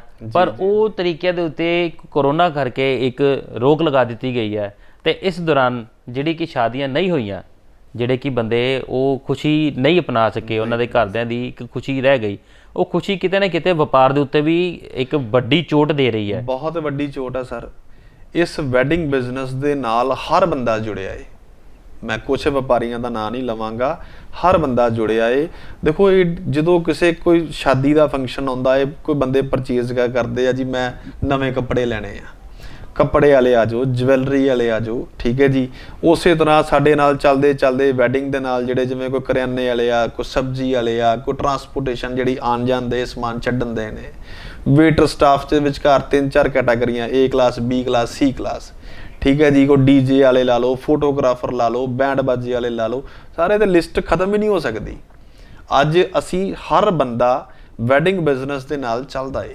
ਵੈਡਿੰਗ ਬਿਜ਼ਨਸ ਦੀ ਗੱਲ ਕਰੀ ਤੇ ਵੈਡਿੰਗ ਬਿਜ਼ਨਸ ਨਾਲ ਬਾਕੀ ਸਾਰੇ ਜਿਹੜੇ ਡਾਇਰੈਕਟ ਤੇ ਤੁਹਾਡੇ ਨਾਲ ਅਟੈਚ ਹੈਗੇ, ਫੋਟੋਗ੍ਰਾਫਰ ਹੋ ਗਏ, ਕੈਟਰਿੰਗ ਵਾਲੇ, ਜਿਹੜੇ ਨਹੀਂ ਅਟੈਚ ਹੈਗੇ, ਉਹ ਵੀ ਕਈ ਬਿਜ਼ਨਸ ਵਿੱਚ ਜੁੜੇ ਹੋਏ ਆ। ਬਿਲਕੁਲ ਜੁੜੇ ਸਰ। ਦੇਖੋ ਸਰ, ਛੋਟੇ ਵਪਾਰੀ ਕੋ ਜਦੋਂ ਕਿਸੇ ਮਾਰਕੀਟ 'ਚ ਪੈਸਾ ਆਏਗਾ, ਠੀਕ ਹੈ ਜੀ, ਹੁਣ ਅੱਜ ਜਦੋਂ ਪੇਰੈਂਟਸ ਕੋ ਬੰਦਾ ਸ਼ਾਦੀ ਕਰਦਾ ਹੈ, ਬੱਚੇ ਦੇ ਪੇਰੈਂਟਸ ਹੁੰਦੇ, ਉਹ ਸਾਰੀ ਜ਼ਿੰਦਗੀ ਇਹੋ ਸੋਚ ਕੇ ਰੱਖਦੇ ਕਿ ਯਾਰ ਅਸੀਂ ਆਪਣੀ ਸੇਵਿੰਗ ਦੇ ਵਿਚਕਾਰ ਇੱਕ ਆਪਣੀ ਬੇਟੀ ਨੂੰ ਇਹ ਚੀਜ਼ਾਂ ਆਪਣੀਆਂ ਖੁਸ਼ੀ ਜ਼ਾਹਰ ਕਰਨੀ ਆ। ਠੀਕ ਹੈ ਜੀ, ਉਹਨੂੰ ਕੁਛ ਤੇ ਮੌਕਾ ਦਿਓ। ਕੋਈ 10-20 ਬੰਦਿਆਂ ਦੀ ਪਰਮਿਸ਼ਨ ਤੇ ਇਹ ਤੇ ਮਤਲਬ ਅਗਲੇ ਦੇ ਮੂੰਹ ਤੇ ਚਪੇੜ ਮਾਰਨ ਵਾਲਾ ਹੀ ਕੰਮ ਆ। ਤੁਸੀਂ ਫੰਕਸ਼ਨ ਕਰਨਾ ਹੀ ਨਹੀਂ ਜੀ, ਤਾਂ ਉਹਨੂੰ ਘੱਟੋ ਘੱਟ 100-200 ਦੀ ਪਰਮਿਸ਼ਨ ਤੇ ਦਿਓ। 100-200 ਦੀ ਪਰਮਿਸ਼ਨ ਹੋਏਗੀ, ਸਾਡੇ ਕੋਲ ਸਟਾਫ ਕੰਮ ਕਰਨ ਆਏਗਾ, ਉਹਦੇ ਵੀ ਘਰ ਭਾਜੀ ਜਾਏਗਾ। ਠੀਕ ਹੈ ਜੀ, ਅੱਜ ਲਾਸਟ ਟਾਈਮ ਲੋਕਾਂ ਨੇ ਜਦੋਂ ਕਰੋਨਾ ਆਇਆ, ਲੋਕਾਂ ਨੂੰ ਰਾਸ਼ਨ ਵੰਡਿਆ ਕੀਤਾ ਜੀ। ਮੈਂ ਕਿਸੇ ਨੂੰ ਰਾਸ਼ਨ ਨਹੀਂ ਵੰਡਿਆ, ਮੈਂ ਆਪਣਾ ਜਿਹੜਾ ਸਟਾਫ ਸੀਗਾ ਉਹਨੂੰ ਸੰਭਾਲਿਆ, ਉਹਨੂੰ ਟੇਕ ਕੇਅਰ ਕੀਤੀ ਉਹਦੀ। ਠੀਕ ਹੈ ਜੀ, ਉਸ ਤੋਂ ਬਾਅਦ ਜਿਹੜੇ ਕੁਛ ਵੇਟਰ ਜਿਹੜੇ ਡੇਲੀ ਬੇਸਿਸ ਤੇ ਆਉਂਦੇ ਸੀ, ਕਿਸੇ ਵਿਚਾਰੇ ਨੂੰ 500 ਐਡਵਾਂਸ ਚਾਹੀਦਾ, ਕਿਸੇ ਨੂੰ 1000 ਚਾਹੀਦਾ, ਕਿਉਂਕਿ ਭਾਜੀ ਰਾਸ਼ਨ ਲੋਕਾਂ ਦੇ ਘਰ ਕਈਆਂ ਥਾਵਾਂ ਤੇ ਪਹੁੰਚਿਆ ਵੀ ਨਹੀਂ। ਠੀਕ ਹੈ ਜੀ, ਬਾਕੀ ਇਸੇ ਤਰ੍ਹਾਂ ਭਾਜੀ ਇੱਥੇ ਤੇ ਪੰਜਾਬ ਸਰਕਾਰ ਦੀ ਸਮਝ ਲਓ ਕਿ ਇੱਕ ਨਗੈਲੀ ਹੈ, ਠੀਕ ਹੈ ਜੀ, ਜਾਂ ਮਤਲਬ ਇੱਕ ਅਨਪੜਤਾ ਵਾਲਾ ਹੀ ਕੰਮ ਆ ਇਹਨਾਂ ਦਾ। ਇਹ ਤੇ ਆਪਣਾ ਸਰਕਾਰ ਨੂੰ ਸੋਚਣਾ ਚਾਹੀਦਾ ਹੈ ਕਿ ਟੇਬਲ ਤੇ ਬੈਠ ਕੇ ਇੱਕ ਆਰਡਰ ਕਰਨਾ ਬੜਾ ਸੌਖਾ ਹੈ, ਪਰ ਗਰਾਊਂਡ ਲੈਵਲ ਤੇ ਰਿਪੋਰਟਿੰਗ ਦੇਖ ਕੇ ਜਿਹੜੇ ਕਿ ਛੋਟੇ ਰਿਜ਼ੋਰਟ ਤੇ ਛੋਟੇ ਬੈਂਕੁਏਟ ਹਾਲ ਜਾਂ ਵੱਡੇ ਰਿਜ਼ੋਰਟ ਦੀ ਗੱਲ ਕਰੀਏ ਤੇ ਛੋਟੀ ਵੱਡੀ ਜਗ੍ਹਾ ਤੇ ਜ਼ਰੂਰ ਹੋਈ, ਪਰ ਗੈਦਰਿੰਗ ਛੋਟੀ ਹੀ ਰੱਖੀ ਉਹਨਾਂ ਨੇ। ਜੇ 20 ਬੰਦਿਆਂ ਦੀ ਗੈਦਰਿੰਗ ਕਹੀ ਤੇ ਉਹ ਛੋਟੇ ਬੈਂਕੁਏਟ ਹਾਲ ਲਈ ਵੀ ਉਨੀ ਹੀ ਤੇ ਵੱਡੇ ਰਿਜ਼ੋਰਟ ਲਈ ਵੀ ਉਨੀ। ਤੇ ਜੇ ਆਪਾਂ ਗੱਲ ਕਰੀਏ, ਜੇ ਸਰਕਾਰ ਮੰਨ ਲਓ ਤੁਹਾਨੂੰ ਪਰਮਿਸ਼ਨ ਦੇ ਦਿੰਦੀ ਹੈ ਕਿ ਤੁਸੀਂ ਆਪਣੀ ਕੈਪੈਸਿਟੀ ਦੇ ਹਿਸਾਬ ਨਾਲ ਗੈਦਰਿੰਗ ਕਰ ਸਕਦੇ ਹੋ, ਤੁਸੀਂ ਆਪਣੇ ਰਿਜ਼ੋਰਟ ਦੀ ਸਿਟਿੰਗ ਕੈਪੈਸਿਟੀ ਦੇ ਹਿਸਾਬ ਨਾਲ, ਤੇ ਜਿਸ ਤਰ੍ਹਾਂ ਕਿ ਤੁਸੀਂ ਕਿਹਾ ਕਿ 2 ਗਜ ਦੀ ਦੂਰੀ ਸਰਕਾਰ ਕਹਿੰਦੀ ਆਪਾਂ 4 ਗਜ ਕਰ ਦਾਂਗੇ ਜੀ, ਬਿਲਕੁਲ ਜੀ। ਤੇ ਉਸ ਹਿਸਾਬ ਨਾਲ ਤੁਸੀਂ ਕੁਝ ਪਲੈਨਿੰਗ ਕੀਤੀ ਹੋਈ ਹੈ ਕਿ ਆਪਣੇ ਰਿਜ਼ੋਰਟ ਤੇ ਗੈਸਟ ਦੀ ਸਿਕਿਉਰਿਟੀ ਨੂੰ ਲੈ ਕੇ ਕੁਝ ਪਲੈਨਿੰਗ ਕੀਤੀ ਹੋਈ ਹੈ? ਬਿਲਕੁਲ ਸਰ, ਵੇਖੋ ਅਸੀਂ ਮੈਂ ਆ ਕੋਈ ਭਰਾ, ਜੇ ਮੇਰਾ ਭੈਣ ਭਰਾ ਵੈਡਿੰਗ ਤੇ ਆਉਂਦਾ ਏ, ਉਹ ਮੇਰਾ ਆਉਣ ਵਾਲਾ ਫਿਊਚਰ ਵਾਲਾ ਕਸਟਮਰ ਆ, ਮੇਰਾ ਇੱਕ ਪਰਿਵਾਰਕ ਮੈਂਬਰ ਸਮਝ ਲਓ, ਮੈਂ ਉਹਨੂੰ ਕਹਿਣਾ ਠੀਕ ਹੈ ਜੀ, ਉਹ ਸਾਡੇ ਨਾਲ ਅਟੈਚ ਆ। ਮੈਂ ਉਹਦੀ ਸਿਕਿਉਰਿਟੀ ਵਾਸਤੇ ਹਰ ਇੱਕ ਚੀਜ਼ ਨੂੰ ਪ੍ਰੋਪਰ ਲੈ ਕੇ ਚੱਲਾਂਗਾ। ਮੇਰਾ ਸਟਾਫ ਜਿਵੇਂ ਆ, ਜਿਹੜਾ ਕੋਈ ਸ਼ੈਫ ਆ, ਖਾਣਾ ਬਣਾਉਣ ਵਾਲੇ ਲਾ ਲਓ, ਜਾਂ ਮੇਰੇ ਸਟਾਫ ਦੇ ਬੰਦੇ ਲਾ ਲਓ, ਅਸੀਂ ਵੇਟਰ ਜਿਹੜੇ ਉਹ ਬੰਦੇ, ਹਰ ਸਟਾਫ ਵੈਕਸੀਨੇਟਡ ਰੱਖਾਂਗੇ। ਉਹਦੀ ਸੋਸ਼ਲ ਡਿਸਟੈਂਸਿੰਗ ਜਿਹੜੀ ਪ੍ਰੋਪਰ ਇੱਕ ਲੈਵਲ ਦੇ ਵਿਚਕਾਰ ਬਣਦੀ ਆ, ਗਵਰਨਮੈਂਟ ਨੋਰਮਸ ਦੇ ਹਿਸਾਬ ਨਾਲ ਆਪਾਂ ਚੱਲਾਂਗੇ। ਉਹਦੀ ਸੋਸ਼ਲ ਡਿਸਟੈਂਸਿੰਗ ਦੀ ਸਿਟਿੰਗ ਕੈਪੈਸਿਟੀ ਉਸ ਤਰੀਕੇ ਨਾਲ ਦੇਣ ਨੂੰ ਤਿਆਰ ਹੈਗੇ ਆ, ਬਟ ਗਵਰਨਮੈਂਟ ਕੁਛ ਤੇ ਸਾਨੂੰ ਰਾਹਤ ਦੇਵੇ। ਇੱਕ ਨਾ ਜਦੋਂ ਵਿਆਹ ਸ਼ਾਦੀ ਦੇ ਪ੍ਰੋਗਰਾਮ ਦੇ ਵਿੱਚ ਬੜਾ ਵੱਡਾ ਚੈਲੰਜ ਆਉਂਦਾ ਕਿ ਗੈਸਟ ਆਉਂਦੇ ਪਹਿਲਾਂ ਤਾਂ ਫੈਮਿਲੀ ਦੇ ਨਾਲ ਆਪਣੀ ਗੈਦਰਿੰਗ ਕਰਕੇ ਬੈਠ ਜਾਂਦੇ, ਜਦੋਂ ਫੂਡ ਕਾਊਂਟਰ ਲੱਗਦਾ ਹੈ ਜਾਂ ਬੈਂਕੁਏਟ ਆਪਣਾ ਬਫੇ ਸ਼ੁਰੂ ਹੁੰਦਾ ਤੇ ਸਾਰੇ ਇੱਕਦਮ ਹੀ ਪਹੁੰਚ ਜਾਂਦੇ ਉੱਥੇ ਤੇ ਬਹੁਤ ਰਸ਼ ਹੋ ਜਾਂਦਾ। ਉਹਨੂੰ ਮੇਨਟੇਨ ਕਰਨ ਦੇ ਲਈ ਕੋਈ ਪਲੈਨਿੰਗ? ਸਰ ਦੇਖੋ, ਉਹਦੇ ਵਾਸਤੇ ਨਾ ਜਿਵੇਂ ਛੋਟੀ ਜਗ੍ਹਾ ਵਾ ਉਹਦੇ ਦਿੱਕਤ ਆਏਗੀ। ਹੁਣ ਸਾਡੇ ਕੋਲ ਜਿਹੜਾ ਮੇਰੇ ਕੋਲ ਇਸ ਟਾਈਮ ਜਿਹੜਾ ਹਾਲ ਆ ਤਕਰੀਬਨ ਕੋਈ 8 ਤੋਂ 10,000 ਸਕੁਅਰ ਫੁੱਟ ਦੇ ਵਿੱਚ ਆ। ਇਹਦੇ ਵਿੱਚ ਘਰ 'ਚ ਤੁਸੀਂ 200 ਬੰਦੇ ਨੂੰ ਵਾੜ ਦਿਓ, 200 ਬੰਦਾ ਇਕੱਠਾ ਤੇ ਖਾਣਾ ਖਾਣ ਜਾਂਦਾ ਨਹੀਂ, ਥੋੜੇ ਥੋੜੇ ਕਰਕੇ ਜਾਣਗੇ। ਮੈਂ ਕਹਿੰਦਾ ਜੀ ਆਪਾਂ ਉਹ ਵੀ ਗੱਲ ਨੂੰ ਮੰਨ ਲੈਂਦੇ ਆ, ਜਿਹੜੇ ਕਸਟਮਰ ਜਾਂ ਕੋਈ ਫੈਮਿਲੀ ਟੇਬਲ ਤੇ ਬੈਠੀ, ਅਸੀਂ ਇਹਨੂੰ ਖਾਣਾ ਟੇਬਲ ਤੇ ਸਰਵ ਕਰ ਸਕਦੇ। ਸਾਡੇ 'ਚ ਇੰਨੀ ਕੁ ਸਟਾਫ ਦੀ ਸ਼ਮਤਾ ਤੇ ਹੈਗੀ ਆ ਨਾ ਸਰ, ਅਸੀਂ ਉਹ ਚੀਜ਼ ਨੂੰ ਮੈਨੇਜ ਕਰ ਸਕਦੇ। ਜਿਹੜੇ ਖਾਣੇ ਵਾਲੇ ਟੇਬਲ ਇੱਕ ਸੈਪਰੇਟ ਲਾ ਦੇਵਾਂਗੇ, ਜਦੋਂ ਇੱਕ ਫੈਮਿਲੀ ਆਵੇ ਉਹਦਾ ਪ੍ਰੋਪਰ ਜਿਹੜਾ ਕਲੀਨਿੰਗ ਹੋਵੇ, ਠੀਕ ਹੈ ਜੀ, ਉਸ ਤੋਂ ਬਾਅਦ ਫੈਮਿਲੀ ਬੈਠੇ ਖਾਣਾ ਖਵਾਏ, ਨਾਲ ਜਿਹੜੇ ਹਰ ਟੇਬਲ ਤੇ ਬੈਠੇ ਆਪਾਂ ਖਾਣਾ ਉੱਥੇ ਦੇ ਸਕਦੇ। ਇਹ ਤੇ ਗਵਰਨਮੈਂਟ ਥੋੜਾ ਜਿਹਾ ਸਾਡਾ ਸਾਥ ਦੇਵੇ। ਤੇ ਬਹੁਤ ਵੱਡੀ ਗੱਲ ਕੀਤੀ ਹੈ ਜਿੱਥੇ ਕਿ ਔਨ ਟੇਬਲ ਸਰਵਿਸ ਦਿੱਤੀ ਜਾ ਸਕਦੀ ਹੈ। ਇਸ ਤਰ੍ਹਾਂ ਦੀ ਪਲੈਨਿੰਗ ਹੈ, ਬਹੁਤ ਵੱਡੀਆ ਤੇ ਚੰਗੀ ਪਲੈਨਿੰਗ ਮੈਂ ਵੀ ਮੰਨਾਂਗਾ ਇਸ ਨੂੰ, ਕਿ ਜਦ ਸਭ ਤੋਂ ਜ਼ਿਆਦਾ ਰਸ਼ ਇਹ ਰੋਟੀ ਦੇ ਟਾਈਮ ਤੇ ਹੀ ਹੁੰਦਾ ਹੈ ਤੇ ਇਹਨਾਂ ਦਾ ਕਹਿਣਾ ਹੈ ਕਿ ਆਪਾਂ ਔਨ ਟੇਬਲ ਸਰਵਿਸ ਦੇ ਦਾਂਗੇ। ਔਨ ਟੇਬਲ ਜੇ ਸਰਵਿਸ ਆ ਜਾਂਦੀ ਹੈ ਤੇ ਇੱਕ ਫੈਮਿਲੀ ਚਾਹੇ 2 ਮੈਂਬਰ ਹੈ ਜਾਂ 4 ਮੈਂਬਰ ਹੈ, ਫੈਮਿਲੀ ਦੇ ਮੈਂਬਰ ਇਕੱਠੇ ਬੈਠੇ ਹਨ ਤੇ ਆਪਣੇ ਟੇਬਲ ਤੇ ਹੀ ਆਪਣਾ ਫੂਡ, ਆਪਣੀ ਰੋਟੀ ਖਾ ਕੇ ਵਿਆਹ ਨੂੰ ਇੰਜੋਏ ਕਰਨ, ਉਹਨਾਂ ਨੂੰ ਰੋਟੀ ਖਾਣ ਦੇ ਲਈ ਲਾਈਨ 'ਚ ਵੀ ਨਹੀਂ ਲੱਗਣਾ ਪਏਗਾ। ਤੇ ਇੱਕ ਹੋਰ ਸਵਾਲ ਤੁਹਾਡੇ ਨਾਲ ਆਖਰੀ ਸਵਾਲ ਕਰਾਂਗੇ ਕਿ ਜਿਸ ਤਰ੍ਹਾਂ ਕਿ ਤੁਸੀਂ ਕਹਿੰਦੇ ਪਏ ਹੋ ਕਿ ਤੁਹਾਡੀ ਆਪਣੀ ਪਹਿਲਾਂ ਹੀ ਪ੍ਰੀਪਰੇਸ਼ਨ ਕਰਕੇ ਰੱਖੀ ਹੈ, ਤੁਸੀਂ ਸਾਰੇ ਸਟਾਫ ਦੀ ਵੈਕਸੀਨੇਸ਼ਨ ਕਰਵਾ ਲਿੱਤੀ ਹੈ ਤੇ ਹੋਰ ਸੋਸ਼ਲ ਡਿਸਟੈਂਸਿੰਗ ਦਾ ਵੀ ਪੂਰਾ ਧਿਆਨ ਰੱਖੋਗੇ, ਤੇ ਇਸ ਨੂੰ ਲੈ ਕੇ ਸਰਕਾਰ ਨੂੰ ਆਪਣੇ ਰਿਜ਼ੋਰਟ ਐਸੋਸੀਏਸ਼ਨ ਜਾਂ ਰਿਜ਼ੋਰਟ ਵੱਲੋਂ ਆਪਣੇ ਬਾਕੀ ਭਾਈ ਬੰਦੀ ਬਿਜ਼ਨਸ ਵਪਾਰੀਆਂ ਵੱਲੋਂ ਕੀ ਅਪੀਲ ਕਰਨਾ ਚਾਹੁੰਦੇ ਹੋ ਸਰਕਾਰ ਨੂੰ? ਅਸੀਂ ਸਰਕਾਰ ਨੂੰ ਉਹ ਅਪੀਲ ਕਰਨਾ ਚਾਹੁੰਦੇ ਸਰ ਕਿ ਵੇਖੋ, ਪੰਜਾਬ ਗਵਰਨਮੈਂਟ ਅੱਗੇ ਮੇਰੀ ਰਿਕਵੈਸਟ ਹੈ ਕਿ ਇੱਕ ਜਿਹੜੀ ਪ੍ਰਾਪਰਟੀ ਦੇ ਅਕੋਰਡਿੰਗਲੀ ਇੱਕ ਪਾਲਿਸੀ ਬਣਾਈ ਜਾਵੇ ਕਿ ਜਿਹੜੀ ਪ੍ਰਾਪਰਟੀ ਦੇ ਵਿਚਕਾਰ ਇੰਨੇ ਮੈਂਬਰ ਦੀ ਕੈਪੈਸਿਟੀ ਆ, ਤੁਸੀਂ ਉਹਨੂੰ ਆਪਣਾ ਘੱਟ ਕਰਕੇ ਉਹਦੇ ਅਕੋਰਡਿੰਗਲੀ ਦੇ ਦਿਓ। ਸਾਨੂੰ 200-300 ਬੰਦੇ ਦੀ ਪਰਮਿਸ਼ਨ ਹੋਵੇ, ਠੀਕ ਹੈ ਜੀ, ਤੇ ਅਸੀਂ ਤਾਂ ਕਿ ਫੰਕਸ਼ਨ ਨੂੰ ਵਧੀਆ ਤਰੀਕੇ ਸੈਟਅਪ ਦੇ ਕੇ ਕਰ ਸਕੀਏ। ਹੁਣ ਦੇਖੋ, ਇਸ 20 ਬੰਦਿਆਂ ਦੀ ਪਰਮਿਸ਼ਨ ਦੇ ਨਾਲ ਜਿਹੜਾ ਨੈਕਸਟ ਸੀਜ਼ਨ ਆ, ਚਲੋ ਮੈਂ ਕਹਿੰਦਾ ਜੀ ਨਵੰਬਰ ਦਸੰਬਰ ਜਾਂ ਜਨਵਰੀ ਫਰਵਰੀ 'ਚ ਵਿਆਹ ਹੁੰਦੇ ਆ, ਉਹ ਵੀ ਰੁਕ ਗਏ ਨੇ। ਉਹ ਵੀ ਕਲਾਇੰਟ ਸਾਡੇ ਕੋਲ ਨਹੀਂ ਆ ਪਾ ਰਿਹਾ। ਥੋੜਾ ਜਿਹਾ ਗਵਰਨਮੈਂਟ ਨੂੰ ਰਿਲੈਕਸੇਸ਼ਨ ਦੇਣੀ ਚਾਹੀਦੀ ਆ ਤਾਂ ਕਿ ਥੋੜਾ ਜਿਹਾ ਬਿਜ਼ਨਸ ਨੂੰ ਇੱਕ ਵਾਰੀ ਹੱਲਾ ਵੱਜੇ ਤੇ ਕੰਮ ਤੁਰ ਪਏ ਦੁਬਾਰਾ, ਠੀਕ ਹੈ ਜੀ। ਇਸ ਤਰ੍ਹਾਂ ਨਹੀਂ ਤੇ ਠੱਪ ਹੁੰਦੇ ਬਹਿ ਜਾਾਂਗੇ। ਹੁਣ ਛੋਟੇ ਜਿਹੜੇ ਰੈਸਟੋਰੈਂਟ ਨੇ ਉਹਦੇ ਵਿਚਕਾਰ ਵਿਆਹ ਹੋਣ ਲੱਗ ਪਏ ਭਾਜੀ, ਕਿਉਂਕਿ 20 ਬੰਦਿਆਂ ਦੀ ਪਰਮਿਸ਼ਨ ਨਾਲ ਉਹਨਾਂ ਕੋਲ 40 ਬੰਦਿਆਂ ਦੀ ਸੈਟਿੰਗ ਹੁੰਦੀ ਆ, ਉਹਦੇ 'ਚ ਵਿਆਹ ਕਰਕੇ ਚੁੱਪ ਕਰਕੇ ਨਿਕਲ ਜਾਂਦੇ ਆ। ਸਾਡੇ ਵਰਗੇ ਬੰਦੇ ਜਿਹੜੇ ਵੈਡਿੰਗ ਵਾਲੇ, ਜਿਹੜੇ ਏਡੀ ਵੱਡੀਆਂ ਪ੍ਰਾਪਰਟੀਆਂ ਨੂੰ ਮੈਨੇਜ ਕਰਨ ਦੇ, ਸ਼ਹਿਰ ਦੇ ਵਿਚਕਾਰ ਏਡੀਆਂ ਖੂਬਸੂਰਤ ਬਿਲਡਿੰਗ ਬਣਾਈਆਂ। ਦੇਖੋ, ਕੋਈ ਪ੍ਰਾਪਰਟੀ ਕਿ ਜੇ ਸ਼ਹਿਰ ਦੇ ਵਿਚਕਾਰ ਵਧੀਆ ਚੀਜ਼ ਬਣਦੀ ਆ ਤਾਂ ਲੋਕੀ ਵੇਖਣ ਜਾਂਦੇ ਕਿ ਯਾਰ ਵਧੀਆ ਬਣੀ, ਸੋਹਣੀ ਬਣੀ। ਉਹਨੇ ਏਡੀ ਸੋਹਣੀਆਂ ਬਿਲਡਿੰਗਾਂ ਬਣਾ ਕੇ ਬੈਠੇ ਆ, ਸ਼ਹਿਰ ਦੀ ਖੂਬਸੂਰਤੀ ਸਾਡੇ ਨਾਲ ਹੀ ਆ ਜੀ, ਠੀਕ ਹੈ ਜੀ। ਤੇ ਉਹ ਚੀਜ਼ਾਂ ਸਾਰੀਆਂ ਡੰਪ ਹੋ ਕੇ ਬੈਠੀਆਂ ਦੀਆਂ। ਗਵਰਨਮੈਂਟ ਸਾਡਾ ਸਾਥ ਦੇਵੇ ਕਿ ਅਸੀਂ ਸ਼ਹਿਰ ਵਾਸੀਆਂ ਦੇ ਨਾਲ ਆ।